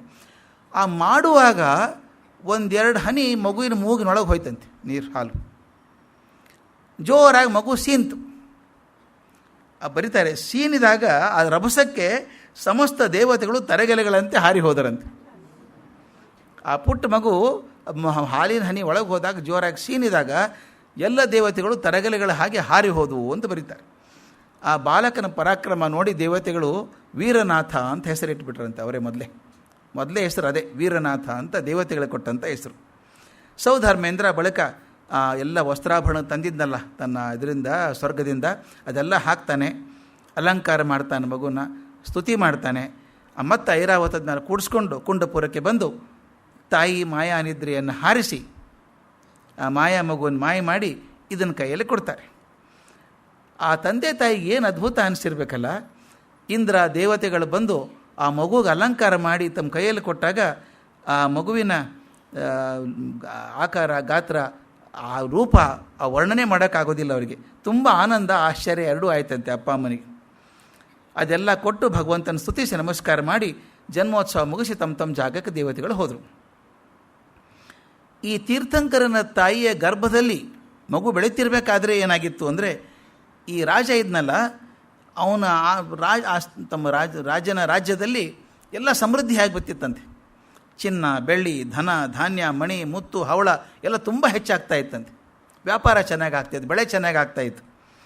ಎಲ್ಲ ಅತಿಶಯವಾಗಿ ಬೆಳೆದಿದ್ದರಿಂದ ತಂದೆ ಸಿದ್ಧಾರ್ಥ ಮಗುವಿಗೆ ವರ್ಧಮಾನ ಅಂತ ಹೆಸರಿಟ್ಟ. ದಿನದಿನಕ್ಕೆ ಬೆಳೆಯುವಂಥದ್ದು ಅಂತ ವರ್ಧಮಾನ ಅಂತ ಹೆಸರಿಟ್ಟ. ಆದರೆ ಅದು ಒಂದೇ ಹೆಸರು ಉಳಿಲಿಲ್ಲ, ತುಂಬ ಹೆಸರುಗಳು ಬಂದುಬಿಡ್ತು ಮಹಾವೀರನಿಗೆ. ಯಾವ್ಯಾವ ಬಂತು ಅಂತಂದರೆ, ಜ್ಞಾತ್ರ ಕುಲದಲ್ಲಿ ಹುಟ್ಟಿರೋದ್ರಿಂದ ಜ್ಞಾತ್ರಪುತ್ರ ಅಂತ ಹೆಸರಿಟ್ಟರು. ವಿದೇಹದಲ್ಲಿ ಹುಟ್ಟಿರೋದ್ರಿಂದ, ವೈದೇಹ ಪ್ರದೇಶದಲ್ಲಿ ಹುಟ್ಟಿರೋದ್ರಿಂದ ಅವನಿಗೆ ವೈದೇಹ, ವಿದೇಹ ದತ್ತ, ವಿದೇಹ ಸುಕುಮಾರ ಅನ್ನೋ ಹೆಸರುಗಳು ಬಂತು. ವೈಶಾಲಿ ನಗರದವನಾದ್ದರಿಂದ ವೈಶಾಲಿಕ ಅನ್ನೋ ಹೆಸರು ಕೂಡ ಬಂತು. ಆದರೆ ಬಹಳ ಉಳಿದದ್ದು ಮಹಾವೀರ ಅನ್ನೋ ಹೆಸರು ಮಾತ್ರ ಉಳಿತು. ಅದು ಯಾಕೆ ಹೆಸರು ಬಂತು ಅಂತ ಹೇಳ್ತೀನಿ. ಈ ತೀರ್ಥಂಕರ ಹುಟ್ಟಿದಾಗಲೇ ಈ 3 ಗುಣ ಬರುತ್ತಂತೆ ತೀರ್ಥಂಕರರಿಗೆ. 3 ಥರದ ಜ್ಞಾನ: ಮತಿ, ಶ್ರುತಿ ಮತ್ತು ಅವಧಿ ಅಂತ. ಮತಿ ಅಂದರೆ ಆ ಸಮಗ್ರ ಜ್ಞಾನ ಮೊದಲೇ ಬಂದುಬಿಡುತ್ತದೆ. ಶ್ರುತಿ ಅಂದರೆ ಒಂದು ಸಲ ಯಾರಾದರೂ ಹೇಳಿದರೆ ಆ ಚಿತ್ರದ ಉಳ್ಕೊಂಡ್ಬಿಡುತ್ತೆ. ಯಾವುದೇ ವಿಷಯ ಹೇಳಿದರೂ ಕೂಡ ಉಳ್ಕೊಂಡ್ಬಿಡುತ್ತೆ ಶ್ರುತಿ. ಅವಧಿ, ವಾಚ್ ನೋಡ್ಕೋಬೇಕಾಗಿಲ್ಲ, ಕಾಲು ನೋಡ್ಕೋಬೇಕಾಗಿಲ್ಲ, ಏನಿಲ್ಲ. ಮುಂದೇನಾಗ್ತದೆ, ಹಿಂದೇನಾಯಿತು, ಈ ತ್ರಿಕಾಲ ಜ್ಞಾನ ಒಂದು ಸಲ ಮಗು ಹುಟ್ಟಿದಾಗಲೇ ಬಂದುಬಿಡುತ್ತಂತೆ. ಒಂದು ಸಲ ಮಗು ಹುಟ್ಟಿ ಒಂದು 7-8 ದಿವಸ ಆಗಿರಬೇಕು. ಇಬ್ಬರು ಚಾರಣ ಮುನಿಗಳು ಬಂದರು. ಅಂದರೆ ಮುನಿಗಳು ಊರೂರು ತಿರುಗ ಮುನಿಗಳು ಇರ್ತಾರಲ್ಲ, ಚಾರಣ ಮುನಿಗಳು ಅಂತ. ಅವ್ರ ಹೆಸರು ಸಂಜಯ ಮತ್ತು ವಿಜಯ ಅಂತ ಇಬ್ಬರು. ಅವ್ರಿಗೆ ಯಾವುದೋ ಒಂದು ಆಧ್ಯಾತ್ಮಿಕ ವಿಷಯದ ಬಗ್ಗೆ ಚಿಂತೆ ಇದೆ, ಪರಿಹಾರ ಆಗ್ತಾಯಿಲ್ಲ. ಯಾರ್ಯಾರನ್ನೋ ಹಿರಿಯರನ್ನ ಕೇಳಿದ್ರು, ಇದ್ರ ಅರ್ಥ ಏನು ಅಂತ ಕೇಳಿದ್ರು, ಯಾರಿಗೂ ಗೊತ್ತಾಗಿಲ್ಲ. ತುಂಬ ಸಂಶಯ ಆದಾಗ ಆ ಹೊತ್ತು ಸುದ್ದಿ ಬಂತು, ತೀರ್ಥಂಕರ ಜನನ ಆಗಿದೆ ಅಂತ. ಮಗುವನ್ನು ನೋಡೋಕೆ ಬಂದ್ರಂತೆ ಅವರು. ಅದು 7 ದಿವಸದ ಮಗು ಇರಬೇಕು. ಅವರಿಬ್ಬರು ಪಂಡಿತರು ಬಂದು ಮಗು ನೋಡಿದ ತಕ್ಷಣ ಇವ್ರ ಮನಸ್ಸಲ್ಲಿ ಸಂದೇಹ ಎಲ್ಲ ಮಾಯ ಆಗಿ ಹೋಯ್ತಂತೆ, ಸಂದೇಹನೇ ಹೋಗ್ಬಿಡ್ತಂತೆ. ಅದಕ್ಕೆ ಅವರು ಹೆಸರು ಸಂತೋಷಪಟ್ಟು ನಮ್ಮ ಎಲ್ಲ ಚಿಂತೆಗಳನ್ನು ಪರಿಹಾರ ಮಾಡಿದಂಥ ಮಗು ಇದು ಅಂಥೇಳಿ ಸನ್ಮತಿ ಅಂತ ಒಂದು ಹೆಸರು ಕೊಟ್ಟು ಹೋದರು. ಅವರೊಂದು ಸನ್ಮತಿ ಅಂತ ಹೆಸರು ಕೊಟ್ಟರು. ಇನ್ನೊಂದು ವಿಚಿತ್ರ ಅಂದರೆ, ಇಂದ್ರ ಬಂದು ಮಗುವನ್ನು ಕೊಟ್ಟು ಹೋದ್ನಲ್ಲ, ತಾಯಿ ಕಡೆ ಕೊಟ್ಟಾಗ ಮಗುವಿನ ಬಲಗೈ ಹೆಬ್ಬರಳಿನೊಳಗೆ ಅಮೃತ ತುಂಬಿ ಹೋಗಿದ್ದಂತೆ. ಆದ್ದರಿಂದ ಮಗು ತಾಯಿ ಮೊಲೆ ಹಾಲು ಕುಡಿಲಿಲ್ಲ, ಹೆಬ್ಬರಳನ್ನು ಬಾಯಾಗಿಟ್ಕೊಂಡು ಅಮೃತದಿಂದ ಕುಡ್ಕೊಂಡೇ ಬೆಳೆದಿದ್ದು ಅಂತ. ಕಲ್ಪನೆ ಇಷ್ಟೇ ಇರಬೇಕು. ಈ ಮಗು ವಿಶೇಷವಾದ ಮಗು ಆದ್ದರಿಂದ ಬೇರೆ ಮಗು ಥರ ಬೆಳೀಲಿಕ್ಕಿಲ್ಲ ಅನ್ನೋ ಥರ ಹೇಳಿರಬೇಕು. ಆ ಬಾಲಕ ಒಂದು ಸಲ ತನ್ನ 4-5 ವರ್ಷದ ಹುಡುಗ ಇರಬೇಕು, ತನ್ನ ಗೆಳೆಯರವರೆಗೆ ಆಟ ಆಡ್ತಿದ್ದ. ಮರ ಹತ್ತೋ ಆಟ. ಆವಾಗ ಪುಣ್ಯಕ್ಕೆಲ್ಲ ಈ ಮಾಡರ್ನ್ ಆಟಗಳಿರಲಿಲ್ಲ. ಮರ ಹತ್ತಿ ಆಟ ಆಡುವಾಗ ಎಲ್ಲ ಹುಡುಗರು ಮರ ಹತ್ತಿದ್ದಾರೆ. ಅಲ್ಲಿ ಕೂಡ ಪರೀಕ್ಷೆ ಮಾಡಬೇಕಲ್ಲ, ತೀರ್ಥಂಕರನ ಪರೀಕ್ಷೆ ಮಾಡೋದಕ್ಕೆ ಒಂದು ಸಂಗಮ ಅಂತ ಒಂದು ದೇವತೆ, ಅದು ಪರೀಕ್ಷೆ ಮಾಡಬೇಕು. ಇವನು ನಿಜವಾಗಲೂ ತೀರ್ಥಂಕರ ಇದ್ದಾನೋ ಇಲ್ಲೋ ಅಂತ ಪರೀಕ್ಷೆ ಮಾಡೋದಕ್ಕೆ ಒಂದು ದೊಡ್ಡ ಕೃಷ್ಣ ಸರ್ಪ ಆಗಿ ಮರದ ಮೇಲೆ ಕೂತಿತ್ತತ್ತೆ. ಸಂಗಮ ಅನ್ನೋ ದೇವತೆ ಅದು ಮರದ ಮೇಲೆ ಕೂತಿತ್ತು. ಈ ಹುಡುಗರೆಲ್ಲ ಮರ ಹತ್ತಿದವರು ಆ ಹಾವು ನೋಡಿದ ತಕ್ಷಣ ಅಯ್ಯೋ ಹಾವು ಹಾವು ಅಂತ ದಬ ದಬ ಜಿರ್ಕೊಂಡು ಓಡಿ ಹೋಗ್ಬಿಟ್ರು ಮನೆಗೆಲ್ಲ. ಮಹಾವೀರ ಹೇಳಿದಂತೆ ಓಡಬೇಡಿ, ನಿಂತ್ಕೊಳ್ಳಿ, ಅದು ಏನಿದೆ ನೋಡೋಣ ಅಂದ.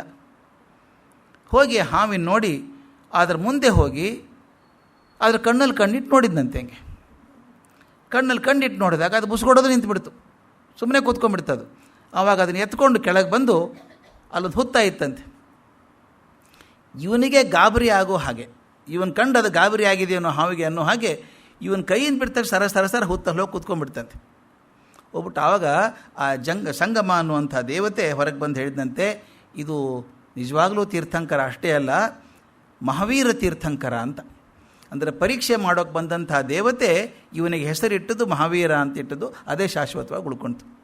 ಬೇರೆ ಬೇರೆ ಹೆಸರು ಎಷ್ಟಿಟ್ಟರು ಕೂಡ ನೋಡಿ, ಅವರು ದೇವತೆಗಳು ಹುಟ್ಟಿದ ಕೂಡಲೇ ಹೆಸರಿಟ್ಟಿದ್ದಾರೆ ಅವರು, ವೀರನಾಥ ಅಂತ.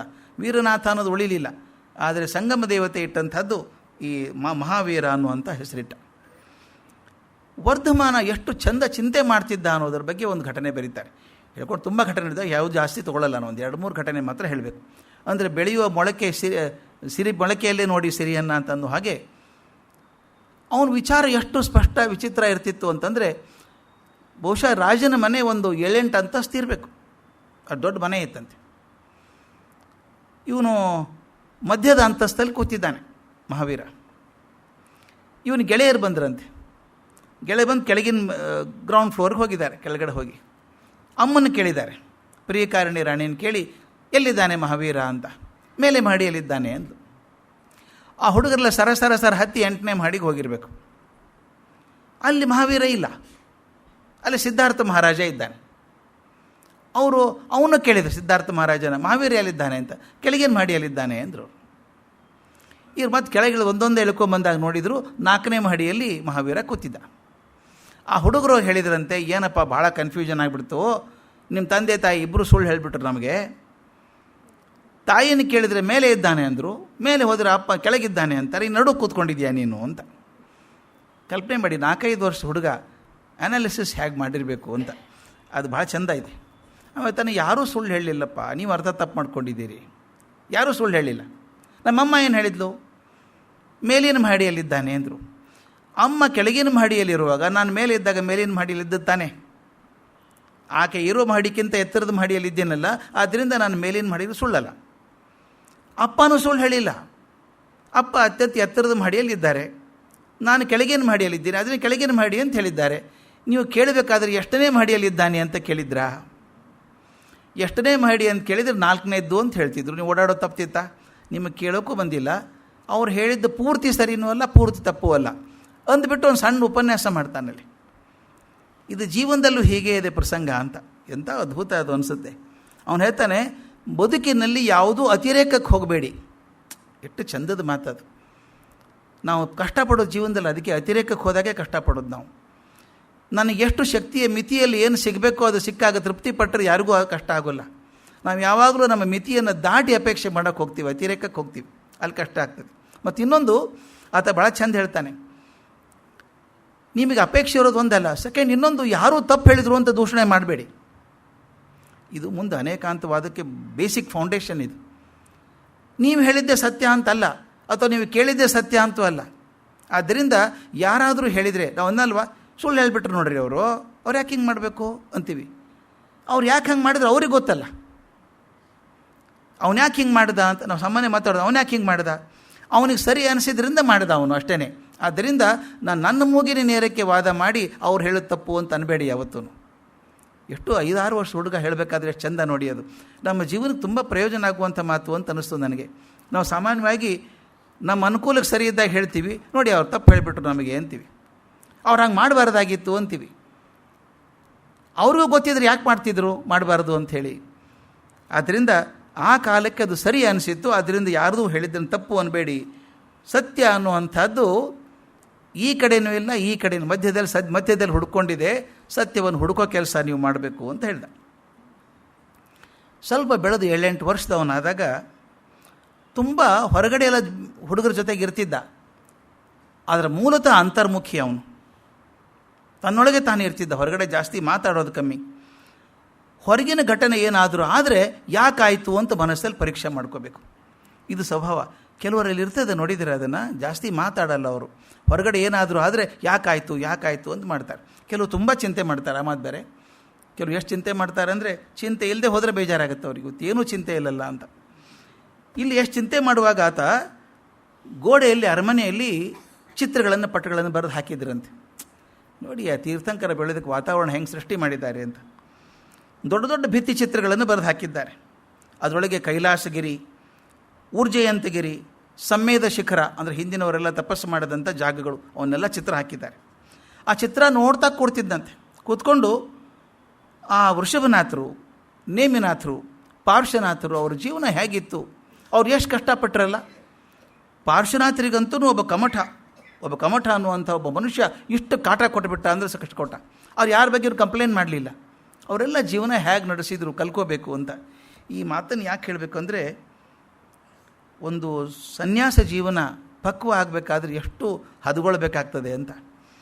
ದಲಾಯಿ ಲಾಮಾ ಅವರಿಗೆ ಒಂದು ಸಂವಾದದಲ್ಲಿ ಹೇಳಿದ್ದವರು, ನನ್ನ ಕಡೆ ಇದೆ ಅದು ರೆಕಾರ್ಡ್, ತರಲಿಲ್ಲ ನಾನು ಅದನ್ನು, ಭಾಳ ಚೆನ್ನಾಗಿದೆ ಅದು, ಪುಸ್ತಕದಲ್ಲಿ ಬರೆದಿದ್ದಾರೆ ಅವರು. ದಲಾಯಿ ಲಾಮಾ ಅವ್ರಿಗೆ ಯಾರೋ ಕೇಳಿದರೆ ನಿಮ್ಮ ಕೋಪ ಬರಲ್ವಾ ಅಂತ.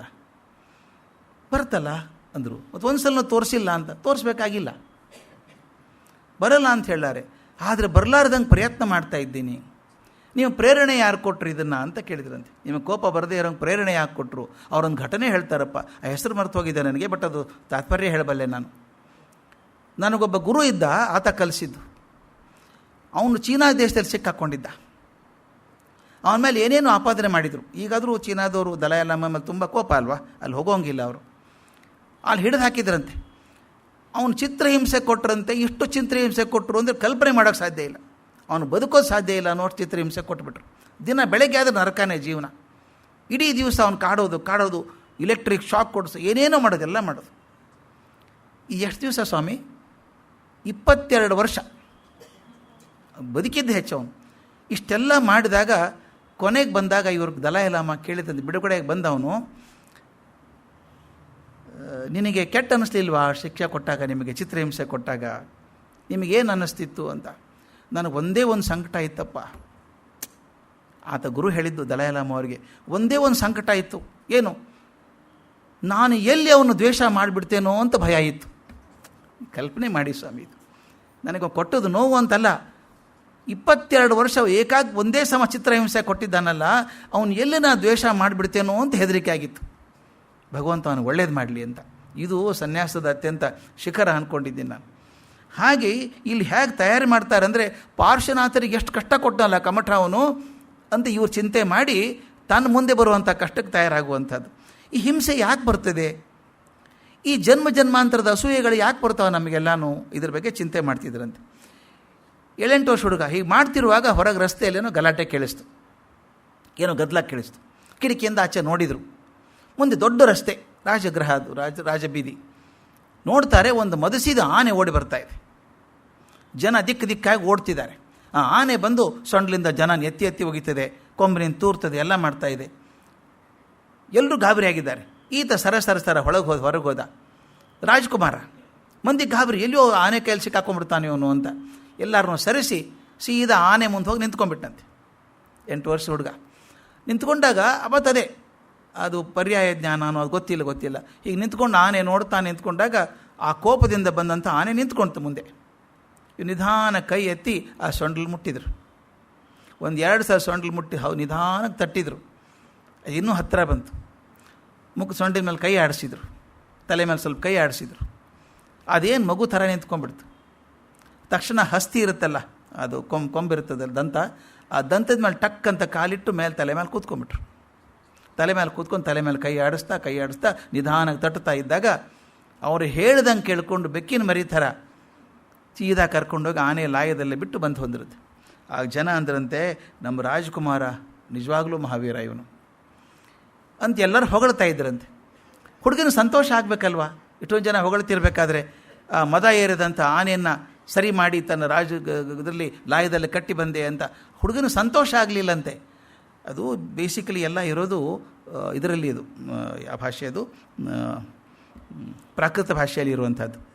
ಬರೆದಿದ್ದೆಲ್ಲ ಪ್ರಾಕೃತ ಭಾಷೆಯಲ್ಲಿ ಇರುವಂಥದ್ದು. ಆ ಪದಗಳನ್ನು ಬರ್ಕೊಂಬಂದಿದ್ದೀನಿ ನಾನು. ಆತನ ಮನಸ್ಸಲ್ಲಿ ಹೊಳೆದದ್ದೇನು ಅಂತ ನೋಡಿ. 8 ವರ್ಷ 9 ವರ್ಷ ಹುಡುಗ ಇಷ್ಟೆಲ್ಲ ಜನ ಮೆಚ್ಚುಗೆ ಕೊಟ್ಟು ರಾಜ್ಕುಮಾರ ಮಹಾವೀರ ಅಂತ ಹೊಗಳ್ತಿರ್ಬೇಕಾದ್ರೆ ಅವನು ಸಂತೋಷ ಆಗಲಿಲ್ಲಂತೆ. ಅವನ ಮನಸ್ಸು ಚಿಂತೆ ಮಾಡ್ತಿತ್ತಂತೆ, ಇದೇನು ಗೆಲುವ ಇದು? ನಾನೇನು ಗೆದ್ದ? ಒಂದು ಆನೆಯನ್ನು ಶಾಂತ ಮಾಡಿದ್ದು ಗೆಲುವ ಜೀವನದಲ್ಲಿದು, ಇದಲ್ಲ ಅಂತ ಅವನು ಹೇಳ್ತಾನೆ. ಜೋ ಸಹಸ್ಸಂ ಸಹಸ್ರಾಣಂ ಸಂಗಾಮೇ ದುಜ್ಜ ವಿಜಣೆ, ಇದು ಪ್ರಾಕೃತ ಮಾತು.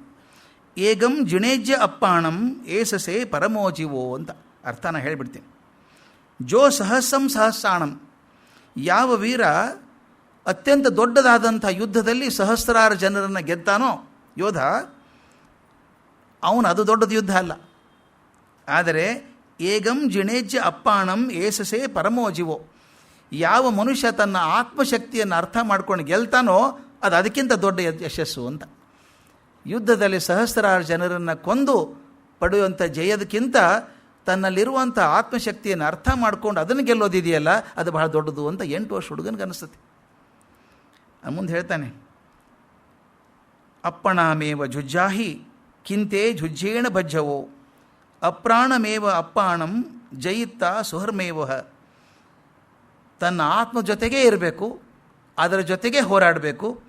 ಹೊರಗಿನ ಸ್ಥೂಲವಾದ ಶತ್ರುಗಳ ಜೊತೆಗೆ ಹೋರಾಟ ಮಾಡೋದ್ರಲ್ಲಿ ಏನೂ ಲಾಭ ಇಲ್ಲ. ಆತ್ಮವನ್ನು ಗೆಲ್ಲವನೇ ಪೂರ್ಣ ಸುಖಿಯಾಗಿರ್ತಾನೆ ಅಂತ ಚಿಂತೆ ಬರೋಕ್ಕೆ ಶುರುವಾಯಿತು.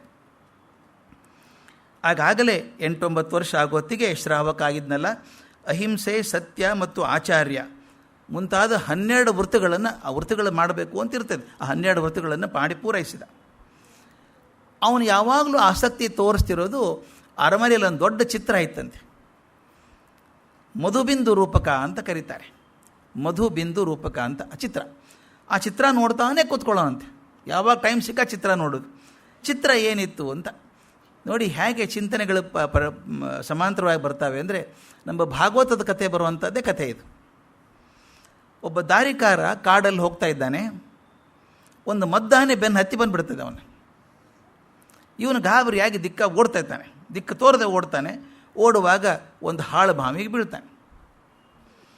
ಬಿದ್ದಾಗ ಗಾಬರಿಯಿಂದ ಕೈ ಚಾಚಿದಾಗ ಆ ಬಾವಿ ಮೇಲೆ ಬೆಳೆದಂಥ ಒಂದು ದೊಡ್ಡ ವಟವೃಕ್ಷ ಇದೆ, ಅದರ ಬೇರೆ ಕೈಗೆ ಸಿಗ್ತದೆ. ಆ ಬೇರೆ ಹಿಡ್ಕೊಂಡು ಜೋತಾಡ್ತಾ ಇದ್ದಾನೆ. ಕೆಳಗೆ ನೋಡಿದರೆ ಸ್ವಲ್ಪ ಕಥೆ ವ್ಯತ್ಯಾಸ ಇದೆ, ಭಾಗವತಕ್ಕೂ ಇದಕ್ಕೂ ಸ್ವಲ್ಪ.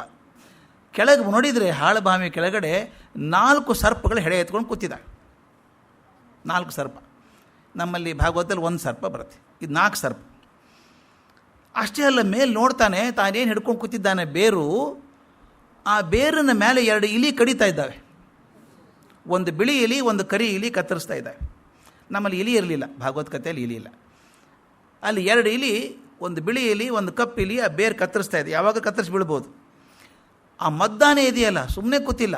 ಭಾಗವತಲ್ಲಿ ಹುಲಿ ಬರ್ತದೆ, ಇಲ್ಲಿ ಮದ್ದಾನೆ. ಈ ಮದ್ದಾನೆ ಬಂದಿದ್ದಿಲ್ಲ ಬೆನ್ನು ಹಟ್ಕೊಂಡು, ನೋಡಿದೆ, ಕಾಣ್ತಾ ಇದೆ ಕೆಳಗಡೆ ಇದ್ದಾನೆ ಇವನು ಅಂತ. ಅದೇನು ಮಾಡುತ್ತೆ ಅಂದರೆ, ಇಡೀ ಮರ ನಾಸ್ಕೊಂಡು ಹಿಡಿದು ಅಲಗಾಡಿಸ್ತಾ ಇದೆ. ಹೆಂಗೆ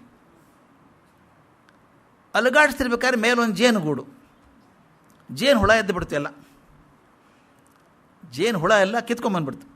ಅವು ಪಾಪ ಸಿಟ್ಟು ಬರಲ್ವ, ಅವು ಕೆಲ ಮನೆ ಓಡಿಸ್ತಾರೆ ಅಂತ. ಆ ಜೇನು ಹುಳ ಬಂದು ಕಚ್ಚೋಕೆ ಶುರು ಮಾಡಿತಂತೆ ಇವನಿಗೆ. ಇದೊಂದು ಕಮ್ಮಿ ಆಗಿತ್ತು ಭಾಗವತ ಕಥೆಯಲ್ಲಿ. ಆ ಜೇನು ಹುಳ ಕಚ್ಚೋಕೆ ಶುರು ಮಾಡಿದಾಗ ಏನು ಪ್ರಸಂಗ ಆಗಿರಬೇಕಲ್ಲ, ಮೇಲೆ ಹೋದರೆ ಆನೆ ಕೊಂದು ಹಾಕ್ತದೆ, ಕೆಳಗೆ ಹೋದರೆ ಹಾವು ಕೊಂದು ಹಾಕ್ತದೆ, ಕೂಡೋ ಹಂಗಿಲ್ಲ. ಯಾಕೆ ಇಲಿ ಕತ್ತರಿಸ್ಬಿಡ್ತದೆ, ಯಾವಾಗ ಬೇರೆ ಕತ್ತರಿಸ್ತದೋ ಗೊತ್ತಿಲ್ಲ. ಜೇನು ಹುಳ ಬೇರೆ ಕಚ್ಚುತ್ತಾ ಇದ್ದಾವೆ ಅಂತ ಒದ್ದಾಡುವಾಗ ನಾಲಿಗೆ ಮೇಲೆ ಒಂದು ಹನಿ ಜೇನುತುಪ್ಪ ಬಿತ್ತಂತೆ. ಆ ಜೇನುಗೂಡು ಅಲಗಾಡ್ತಾ ಇತ್ತಲ್ಲ, ಒಂದು ಹನಿ ಜೇನುತುಪ್ಪ ಬಿತ್ತಂತೆ. ಇದಲ್ಲದೆ ಮೇಲೆ ವಿದ್ಯಾಧರರು ಹೋಗ್ತಾ ಇದ್ದರಂತೆ ಆಕಾಶ ಮಾರ್ಗವಾಗಿ. ನೋಡಿದ್ರೆ ಪಾಪ ಪ್ರಾಣಿ ಸಿಕ್ಕಾಕ್ಕೊಂಡಿದ್ದಾನೆ ಇವನು, ನೀನು ಪಾರು ಮಾಡ್ತೀನಿ ಬಾರೋ ಅಂತ ಕರೆದ್ರಂತೆ. 1 ನಿಮಿಷ ಇರಿ ಸ್ವಾಮಿ, ಜೇನುತುಪ್ಪ ಬೀಳ್ತಾ ಇದೆ ಅಂತ ನಾಲಿಗೆ ಚಾಚಿ ಕೂತಿದ್ದ ಇವನು ಅಂತ. ಇದು ಮಧುಬಿಂದು ರೂಪಕ ಅಂತ ಒಂದು ಮಾತು. ಎಷ್ಟು ಚಂದದ ಕಥೆ ಅಲ್ಲ ಇದು. ನಮ್ಮ ಭಾಗವತದಲ್ಲಿ ಸ್ವಲ್ಪ ಬೇರೆ ಇದೆ. ಅಲ್ಲ, ಮನುಷ್ಯ ಕಾಡಲ್ಲಿ ಬೀಳ್ತಾನೆ, ಬೇರೆ ಹಿಡ್ಕೊಂಡು ಜೋತಾಡ್ತಾನೆ, ಎಲ್ಲಿದ್ದೀನಿ ಅಂತ ಗೊತ್ತಿಲ್ಲ, ರಾತ್ರಿ ಎಲ್ಲ ಒದ್ದಾಡ್ತಾನೆ, ಕಿರು ಸಪ್ಪಳಾಗ್ತಾ ಇರುತ್ತೆ. ಬೆಳಗ್ಗೆ ನೋಡ್ತಾನೆ, ಕೆಳಗಡೆ ಒಂದು ದೊಡ್ಡ ಹಾವು ಹೆಡೆ ತಕ್ಕೊಂಡು ಕೂತ್ಕೊಂಡಿದೆ, ಮೇಲೆ ಒಂದು ಹೆಬ್ಬುಲಿ ಇದೆ, ಮೇಲೆ ಹೋಗೋಂಗಿಲ್ಲ, ಕೆಳಗೂ ಹೋಗೋಂಗಿಲ್ಲ. ಈ ಬೇರೆ ಅಲಗಾಡ್ತಾ ಇದೆ, ಕಲ್ಲು ಬಿದ್ದರೆ ತಲೆ ಮೇಲೆ ಕಲ್ಲು ಬೀಳಬೇಕದು. ಇಷ್ಟೆಲ್ಲ ಪ್ರಸಂಗ ಇರುವಾಗ ಅಲ್ಲಿ ಜೇನು ಗೂಡಿಂದ ಒಂದು ಹನಿ ಮೂಗಿನ ಮೇಲೆ ಬೀಳ್ತದೆ ಅವನಿಗೆ. ಅದಕ್ಕೆ ಅವನೇನು ಮಾಡ್ತಾನೆ, ಕಾಲು ಗೋಡೆಗೆ ಒತ್ತಿ ಸ್ವಲ್ಪ ಮುಖ ಹಿಂದೆ ತಂದು ನಾಲಿಗೆ ಚಾಚಿ ಆ ಜೇನು ಹನಿ ನಾಲಿಗೆ ಮೇಲೆ ಬೀಳೋ ಹಂಗೆ ಮಾಡ್ಕೋತಾನೆ ಅಂತ. ಇಷ್ಟು ಕಷ್ಟದೊಳಗೆ ಜೇನು ಹನಿ ಬೇಕು ಅಂತ ಹೇಳೋದು. ಇಲ್ಲಿ ಇನ್ನೂ ವಿಚಿತ್ರ, ಇದನ್ನು ಚಿತ್ರ ನೋಡ್ತಿದ್ದಂತೆ ಮಹಾವೀರ ದಿನ ನೋಡೋ ಚಿತ್ರ. ಅದನ್ನು ಚಿತ್ರ ನೋಡಿದಾಗ ಅವನಿಗೆ ಅನಿಸಿದ್ದು ಎಷ್ಟು ಚೆನ್ನಾಗಿದೆ ಗೊತ್ತಾ. ಇದು ಒಬ್ಬ ಸಂಸಾರಿಕ ಪ್ರಾಣಿಯ ಚಿತ್ರ, ಸಂಸಾರದಲ್ಲಿ ಸಿಕ್ಕಾಕೊಂಡಂಥ ಮನುಷ್ಯನ ಚಿತ್ರ ಇದು ಅಂತ. ಅವನ ಆಲೋಚನೆ ಬಂತಂತೆ, ಈ ಬಿಳಿ ಎಲೆ ಏನು, ಕರಿ ಎಲೆ ಏನು? ಬಿಳಿ ಎಲೆ ಶುಕ್ಲ ಪಕ್ಷ, ಕರಿ ಎಲೆ ಕೃಷ್ಣ ಪಕ್ಷ. ನಮಗೆ ಗೊತ್ತಿಲ್ಲದ ಹಾಗೆ ಪಕ್ಷಗಳು ಬದಲಾಯಿಸ್ತಾ ಇರ್ತವೆ. ಶುಕ್ಲ ಪಕ್ಷ ಕೃಷ್ಣ ಪಕ್ಷ ಬಂದು ಬಂದು ಇಲಿಗಳ ಹಾಗೆ ನಮ್ಮ ಆಯುಷ್ಯವನ್ನು ಕಡಿತಾ ಇದ್ದಾವೆ. ಎಷ್ಟು ಚೆನ್ನಾಗಿದೆ ನೋಡಿ. ನಮ್ಮ ಆಯುಷ್ಯವನ್ನು ಕತ್ತರಿಸ್ತಾವೆ, ಗೊತ್ತೇ ಇಲ್ದಂಗೆ ಆಗ್ಬಿಡುತ್ತಲ್ಲ. ನಮ್ಗೆ ಗೊತ್ತಿಲ್ಲ, ಅಮಾವಾಸ್ಯೆ ಆಯಿತು, ಹುಣ್ಣಿಮೆ ಬಂತು, ಅಮಾವಾಸ್ಯೆ ಆಯಿತು ಅಂದ್ಕೊಂತ ಹೋಗ್ತೀವಿ. ಶುಕ್ಲ ಪಕ್ಷ ಕೃಷ್ಣ ಪಕ್ಷ ಬರ್ತಾ ಬರ್ತಾ ನಮಗೆ ಗೊತ್ತಿಲ್ಲದ ಹಾಗೆ ನಮ್ಮ ಆಯುಸ್ಸು ಕತ್ತರಿಸ್ತಾ ಹೋಗ್ತವೆ. ಸತತವಾಗಿ ಉರುಳುವಂಥ ಪಕ್ಷ ನಮ್ಮ ಜೀವನದ ಅವಧಿಯನ್ನು ಕಮ್ಮಿ ಮಾಡ್ತಾ ಬರ್ತವೆ. ಈ ಹಾಳುಭಾವಿಯಲ್ಲಿ 4 ಹಾವಿದ್ದಾವಲ್ಲ ಸರ್ಪಗಳು, ಅದು ಕ್ರೋಧ, ಮೋಹ, ಮಾಯೆ ಮತ್ತು ಲೋಭ. ಇವು 4 ಹಾವುಗಳು ಯಾವಾಗಲಾದರೂ ಕಚ್ಚುತ್ತವೆ. ಒಂದು ಹಾವು ಕಚ್ಚಿದರೆ ಸಾಕು, ಅವು 4 ಕೂತಿದ್ದಾವೆ. ಮತ್ತು 4 ಸಂಸಾರಿಕನ ಬೆನ್ನು ಹತ್ತಿದ್ದಾವೆ. ನೋಡಿ ಹೆಂಗಿದೆ ಅದು. ಕ್ರೋಧ, ಮೋಹ, ಮಾಯೆ, ಲೋಭ ಇವೆಲ್ಲವೂ ನಮ್ಮನ್ನು ಹಿಡ್ಕೊಂಡಿದ್ದಾವೆ. ಇವು 4 ಕಷಾಯಗಳು ಅಂತ ಕರೀತಾರೆ ಮಹಾವೀರರು. 4 ಕಷಾಯ ತೆಳಗೆ ಕೂತಿದ್ದಾವೆ. ಈ ಸುತ್ತಿ ಬರ್ತಾವಲ್ಲ ಜೇನು ಹುಳ ಕಚ್ಚೋದಕ್ಕೆ, ಇವು ಸಾಂಸಾರಿಕ ತೊಂದರೆಗಳು. ದಿನಕ್ಕೂ 108 ತೊಂದರೆಗಳು ನಮಗಿದ್ದಾವೆ, ಇವೆಲ್ಲ ಇರ್ತವೆ. ವಿದ್ಯಾಧರರೇನು ಆಕಾಶದಲ್ಲಿ ಹೋಗ್ತಾ ಇದ್ರಲ್ಲ, ನೀನು ಪಾರು ಮಾಡ್ತೀನಿ ಬಾರೋ ಎತ್ಕೋತೀನಿ ಅಂತ ಇದ್ರಲ್ಲ, ಇವರೆಲ್ಲ ನಮಗೆ ಜೀವನದ ಸಂಸಾರದಿಂದ ಪಾರಾಗು ಹೇಳಿಕೊಡುವಂಥ ಗುರುಗಳಿದ್ದ ಹಾಗೆ. ಆ ಗುರುಗಳು ಕರೀತಾರೆ, ಒಂದು ಹನಿ ಜೇನುತುಪ್ಪ ಸಂಸಾರದಲ್ಲಿ ಸಿಗುವಂಥ ಸುಖ. ಅದಕ್ಕೆ ಹೇಳ್ತಾರೆ ಅವರು, ಪ್ರಮಾಣ ಎಷ್ಟಿದೆ? 1 ಹನಿ. 1 ಹನಿ ಸುಖಕ್ಕಾಗಿ ಇಷ್ಟೊಂದು ಕಷ್ಟಪಡಬೇಕೆ ನಾವು?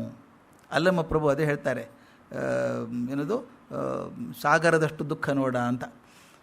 ಸಣ್ಣ ಸುಖ, ಸಾಹಸವೆಯಷ್ಟು ಸುಖಕ್ಕೆ ಸಾಗರದಷ್ಟು ದುಃಖ ನೋಡ ಅಂತ. ಅಷ್ಟು ದುಃಖ ಬರ್ತದೆ, ಅದು ತಡ್ಕೋತಾನೆ ಮನುಷ್ಯ. ಆವಾಗ ಅವನಂತಾನೆ 4 ಬೇಕು ಮನುಷ್ಯನಿಗೆ: ಮಾನವತೆ, ಧರ್ಮಶ್ರವಣ, ಶ್ರದ್ಧೆ ಮತ್ತು ಸಂಯಮ. ಮಹಾವೀರರು ಹೇಳಿದಂಥ ಮಾತು ಚೆನ್ನಾಗಿದೆ. ಅದು ಮಾನವತೆ ಇರಬೇಕು, ಬಹಳ ಮುಖ್ಯ ಅದು. ಇವತ್ತು ಜೀವನದಲ್ಲಿ ನಾವು ಸಮಾಧಾನವಾಗಿರಬೇಕಾದ್ರೆ ಮತ್ತೊಬ್ಬರ ಬಗ್ಗೆ ಅನುಕಂಪ, ಪ್ರೀತಿ ಇದ್ದರೆ ಮಾತ್ರ ಬದುಕಬಹುದು. ಧರ್ಮಶ್ರವಣ, ಕೇಳೋದನ್ನು ಒಳ್ಳೆಯದನ್ನು ಕೇಳಬೇಕು. ಯಾಕಂದರೆ you become what you hear, you become what you see ಅಂತ ಹೇಳ್ತಾರೆ. ನೀವು ನೋಡಿದ್ದೇ ನೀವು ಆಗಿಬಿಡ್ತೀರಿ, ಕೇಳಿದ್ದೇ ನೀವು ಆಗ್ತೀರಿ. ಬರೀ ನಾ ಕೆಟ್ಟದೇ ಕೇಳ್ತಾ ಹೋದರೆ ಮನಸ್ಸು ಅದಕ್ಕೆ ಹೊಂದ್ಕೊಂಡ್ಬಿಡುತ್ತೆ, ಅದೇ ಕೇಳಬೇಕು ಇನ್ನಿಷ್ಟು ಅಂತ ಅನಿಸುತ್ತೆ. ಅದಕ್ಕೆ ಧರ್ಮಶ್ರವಣ ಆಗಬೇಕು. 3ನೇದು ಶ್ರದ್ಧೆ. ಇದು ಬಹಳ ಮುಖ್ಯ. ಇದು ಜೀವನದಲ್ಲಿ ಮುಖ್ಯವಾಗಿ ಬೇಕಾದದ್ದು ಶ್ರದ್ಧೆ. ಅದನ್ನು ನಮ್ಮ ಸಾಯಣ ಭಾಷ್ಯದಲ್ಲಿ 4 ಥರ ಹೇಳ್ತಾರೆ. ಶ್ರದ್ಧೆ ಹೇಗಿರಬೇಕು ಅಂತ. ಶ್ರದ್ಧೆ ಮೊದಲು ನನ್ನಲ್ಲಿ ಇರಬೇಕು, ನಾ ಮಾಡ್ತಿರೋ ಕೆಲಸದಲ್ಲಿ ಇರಬೇಕು, ನಾ ಮಾಡೋ ಕೆಲಸದಿಂದ ನನಗೂ ಜಗತ್ತಿಗೂ ಒಳ್ಳೆಯದಾಗ್ತದೆ ಅನ್ನೋ ಒಂದು ಶ್ರದ್ಧೆ ಇರಬೇಕು. ಇದಲ್ಲದೆ ನಮ್ಮನ್ನೆಲ್ಲ ಮೀರಿದಂಥ ಒಂದು ಶಕ್ತಿ ಮೇಲೆ ಇದೆ ಅನ್ನುವಂಥ ಶ್ರದ್ಧೆ. ಈ 4 ಥರದ ಶ್ರದ್ಧೆ ಇರಬೇಕಂತೆ. ಅದಕ್ಕೆ ಹೇಳ್ತಾರೆ, ಶ್ರದ್ಧೆ ಇರಬೇಕು ಮತ್ತು ಮುಖ್ಯ ಸಂಯಮಾಚರಣೆ. ಯಾವ ಕೆಲಸದಲ್ಲಿ ಸಂಯಮ ಇರಬೇಕು. ಸಂಯಮ ಮೀರಿದಾಗ ಅನಾಹುತ ಆಗಿ ಹೋಗುತ್ತೆ. ತಾವು ನೋಡಿದ್ದೀವಿ, ಪೇಪರಲ್ಲಿ ದಿನ ಸುದ್ದಿ ನೋಡ್ತೀನಿ. ಒಳ್ಳೆ ಮನುಷ್ಯ ಯಾವುದೋ ಕೋಪದಲ್ಲಿ ಏನೋ ಮಾಡಿದ, ಜೈಲಿಗೆ ಹೋಗ್ಬೇಕಾಯ್ತು. ಒಂದು ಕ್ಷಣ ಆ ಥರ ತಡ್ಕೊಳ್ಳದೆ ಹೋದರೆ, ಸಂಯಮ ಕಳ್ಕೊಂಡ್ಬಿಟ್ರೆ ಜೀವನ ಬ್ಯಾಲೆನ್ಸ್ ತಪ್ಪು ಹೋಗ್ಬಿಡುತ್ತೆ. ಅದಕ್ಕೆ ಹೇಳ್ತಾರೆ, ಇವು 4 ಮನುಷ್ಯ ಪ್ರಾಣಿಗೆ ಮಾತ್ರ ಇರುವಂಥದ್ದು. ಆಗ ಮಹಾವೀರ ಅನ್ನಂತೆ, ನನಗೆ ಇವು ಲಭ್ಯ ಆಗಿದ್ದಾವೆ 4 ಮನುಷ್ಯ ಆಗಿರೋದ್ರಿಂದ, ಪ್ರಾಣಿಗಳಿಗಿಲ್ಲ ಇದು. ಆದ್ದರಿಂದ ಇವು ಸಿಕ್ಕಿರೋದಾಗ ಇದನ್ನು ಚೆನ್ನಾಗಿ ಬಳಸ್ಕೊಂಡು ಜೀವನ ಸಾರ್ಥಕ ಮಾಡ್ಕೋಬೇಕು ಅಂತ ಮಹಾವೀರ ತೀರ್ಮಾನ ಮಾಡಿದ. ಈ ಮಹಾವೀರ ಹೀಗೆ ಬೆಳೀತಾ ಇರಬೇಕಾದ್ರೆ ಯೌವನ ಬಂತು. ಮೊದಲೇ ತುಂಬ ಸುಂದರಾಂಗ, ತುಂಬ ಚಲುವಾಗಿದ್ದಂಥ ಮನುಷ್ಯ. ಈಗ ತುಂಬ ಕಣ್ಣಿಗೆ ನೋಡಿದಾಗ ಮನಸ್ಸನ್ನು ಸೆಳೆಯೋ ಅಷ್ಟು ದೊಡ್ಡ ಯೌವನ ಬಂದಿದೆ, ಚೆನ್ನಾಗಿ ಬೆಳೆದಿದ್ದಾನೆ. ನ್ಯಾಚುರಲಿ ಅವಾಗ ಏನಾಗುತ್ತೆ, ಅಪ್ಪ ಅಮ್ಮನಿಗೆ ಹೇಳಿ, ಪ್ರಿಯಕಾರಿಣಿಗಾಗಲಿ ಸಿದ್ಧಾರ್ಥಿಗಾಗಲಿ ಬೆಳೆದ ಮಗನಿಗೆ ಮದುವೆ ಮಾಡಬೇಕು ಅಂತ ಒಂದು ಆಸೆ. ಮದುವೆ ಮಾಡಬೇಕು ಅಂತ ಸಿದ್ಧಾರ್ಥ ಹೇಳಲ್ಲ. ಇದು ಯಾವಾಗಲೂ ಹೀಗೆ, ಮನೆಯಲ್ಲೂ ಕೂಡ ಹೀಗೇನೆ. ಯಜಮಾನ್ರು ಹೆಂಡ್ತಿ ಹೇಳ್ತಾರೆ, ಕೇಳಿ ನೋಡು. ಮಗನೇ ಡೈರೆಕ್ಟ್ಲಿ ಅಪ್ಪ ಕೇಳಲ್ಲ, ಅಮ್ಮನ ಮೂಲಕನೇ ಕೇಳೋದೆಲ್ಲ ಶಾರ್ಟ್ಕಟ್ ಅವು. ಆಗ ಹಾಗೆ ಮಾಡ್ತಾನೆ ಅವನು. ಪ್ರಿಯಕಾರಣಿಗೆ ಹೇಳ್ತಾನೆ, ನಾನು ಹೇಳಿದರೆ ತಪ್ಪಾಗ್ಬೋದು, ನೀ ಮಾತಾಡಿ ನೋಡು ಮದುವೆ ವಿಚಾರ ಅಂತ. ಆಕೆ 3-4 ಸಲ ಮದುವೆ ವಿಚಾರ ಎತ್ತಿದಾಗೆಲ್ಲ ಈತ ನಿರಾಸೆ ತೋರಿಸ್ತಾನೆ, ಬೇಡ ಬೇಡ ಬೇಡ ಅಂದ್ಬಿಡ್ತಾನೆ. ಆಕೆ ಹೇಳ್ತಾಳೆ ಗಂಡನಿಗೆ, ಯಾಕೋ ಅವನಿಗೆ ಆಸಕ್ತಿ ಇದ್ದಂಗಿಲ್ಲ ಮದುವೆ ಬಗ್ಗೆ. ರಾಜ್ಕುಮಾರ ನಮ್ಮ ಮನೆತನ ಬೆಳಿಬೇಕಾದ್ದೆ ಅವನಿಂದ, ಅದು ಮದುವೆ ಆಗದಿದ್ದರೆ ಹೇಗೆ ಅಂತ ಅವನು ಕೇಳಿದಾಗ ಅವನು ಹೇಳ್ತಾನೆ, ನೋಡು, ನನಗೆ ಕಾಮದ ಬಗ್ಗೆ ಆಗಲಿ ಸಂಸಾರದ ಬಗ್ಗೆ ಆಗಲಿ ನನಗೆ ಯಾವುದರಲ್ಲೂ ಆಸಕ್ತಿ ಇಲ್ಲ, ಪೂರ್ತಿ ನಿರಾಸಕ್ತಿ ಇದೆ. ಆದ್ದರಿಂದ ಮದುವೆ ವಿಷಯವನ್ನು ಮೃದುವಾಗಿ ಆದರೆ ಖಚಿತವಾಗಿ ತೆಗೆದು ಹಾಕಿಬಿಟ್ಟ ಅಂತ ಆತ ಹೇಳುವಂಥ ಮಾತು ಎಷ್ಟು ಚೆನ್ನಾಗಿದೆ. ನಾನು ಪ್ರಾಕೃತ ಭಾಷೆ ಹೇಳ್ತಾ ಹೋಗ್ತೀನಿ, ನೆನಪಿಡಬೇಕು ಅಂತೇನಿಲ್ಲ, ಅರ್ಥ ಆಗದಿದ್ದರೂ ಅಡ್ಡಿ ಇಲ್ಲ, ಯಾಕಂದ್ರೆ ಅರ್ಥ ಹೇಳ್ತೀನಿ. ಕಮ್ಮ ಸಂಗೇಹಿ ಸಮ್ಮೂಢ ಅಂದರೆ ಆ ಕಾಲದ ಭಾಷೆ ಹೇಗಿತ್ತು ಅಂತ ಒಂದು ರುಚಿ ಟೇಸ್ಟ್ ಬರಲಿ ಅಂತ ಹೇಳೋದಷ್ಟೇ. ಕಮ್ಮ ಸಂಗೇಹಿ ಸಮ್ಮೂಢ ಮಖಿಯ ಬಹುವೇವ್ಯನ ಅಮಾಣುಪಾಸು ಜೋಣೀಸು ವಿಡಿ ಹಮ್ಮನ್ಸಿ ಪಾಣಿಣೋ. ನಿನ್ನೆ ಹೇಳಿದವರು ಕೇಳಿದ್ರು ಯಾರೋ ನನಗೆ, ನಿನ್ನೆ ಒಬ್ಬರು ಭಾಳ ಚಂದ ಲೆಕ್ಚರ್ ಆದಮೇಲೆ. ನಕಾರ ಕಮ್ಮಿ ಪ್ರಾಕೃತದಲ್ಲಿ, ನಕಾರ ಜಾಸ್ತಿ, ನ ಬರೋದು ಜಾಸ್ತಿ ಎಲ್ಲನೂ. ನ ಅನ್ನೋ ಬದಲು ನ ಅಂತಾರೆ. ಅವ್ರು ಹೇಳ್ತಾರೆ ಕಮ್ಮ ಸಂಗೇಹಿ ಸಮ್ಮೂಢ. ಕಮ್ಮ ಅಂದರೆ ಕಾಮ. ಯಾರು ಕಾಮವನ್ನು ಸಂಗ್ರಹ ಮಾಡಿಕೊಂಡಿದ್ದು ಮೂಢರಾಗಿರ್ತಾರೋ ಅದು ಭಯಂಕರವಾದ ದುಃಖ ಮತ್ತು ವೇದನೆಯನ್ನು ಮಾತ್ರ ಕೊಡುತ್ತೆ, ಇನ್ನೇನು ಕೊಡೋಕ್ಕೆ ಸಾಧ್ಯ ಇಲ್ಲ. ಕಾಮ ಅಂದರೆ ಅಪೇಕ್ಷೆ. ಯಾವುದೇ ವಸ್ತುವಿನ ಬಗ್ಗೆ ಅಪೇಕ್ಷೆ ಇರ್ಬೋದು. ನಮ್ಮ ಭಗವದ್ಗೀತೆಯಲ್ಲಿ ಹೇಳ್ತದೆ, ಧ್ಯಾಯತೆ ವಿಷಯಾನ್ ಪುಂಸ ಸಂಗಸ್ತೆ ಶೂಪಜಾಯತೆ ಸಂಗಾತ್ ಸಂಗಾಯತೆ ಕಾಮಾತ್ ಕಾಮಾತ್ ಕ್ರೋಧೋಭಿ ಜಾಯತೆ ಕ್ರೋಧಾತ್ ಭವತಿ ಸಮ್ಮೋಹ ಸಮ್ಮೋಹ ಸ್ಮೃತಿ ವಿಭ್ರಮ ಸ್ಮೃತಿಭ್ರಂಶಾತ್ ಬುದ್ಧಿನಾಶೋ ಬುದ್ಧಿನಾಶಾತ್ ಪ್ರಣಶ್ಯತಿ.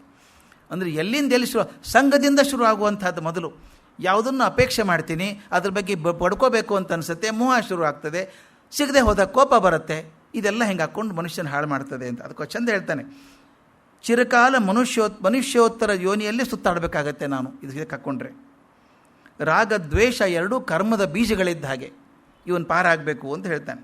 ಮುಂದಿನ ಮಾತು ಚೆನ್ನಾಗಿದೆ. ಇದು ಭಗವದ್ಗೀತೆಗೆ ಸಂವಾದಿಯಾಗಿ ಬರೋದು ಅಂತ ಇರೋದ್ರಿಂದ ತೊಗೊಂಡೆ ನಾನು. ದುಃಖಂ ಹಯಂ ಜಸ್ಸ ನಹೋಯಿ ಮೊಹೋ ಮೋಹೋ ಹವೋ ಜಸ್ಸನ ಹೋಯಿ ತಣ್ಣ ತಣ್ಣ ಹಯಾ ಜಸ್ಸನ ಹೋಯಿ ಲೋಹೋ ಲೋಹೋ ಹಜಸ್ಸ ಜನ ಕಿಂಚಾಣಂ ಅಂತ.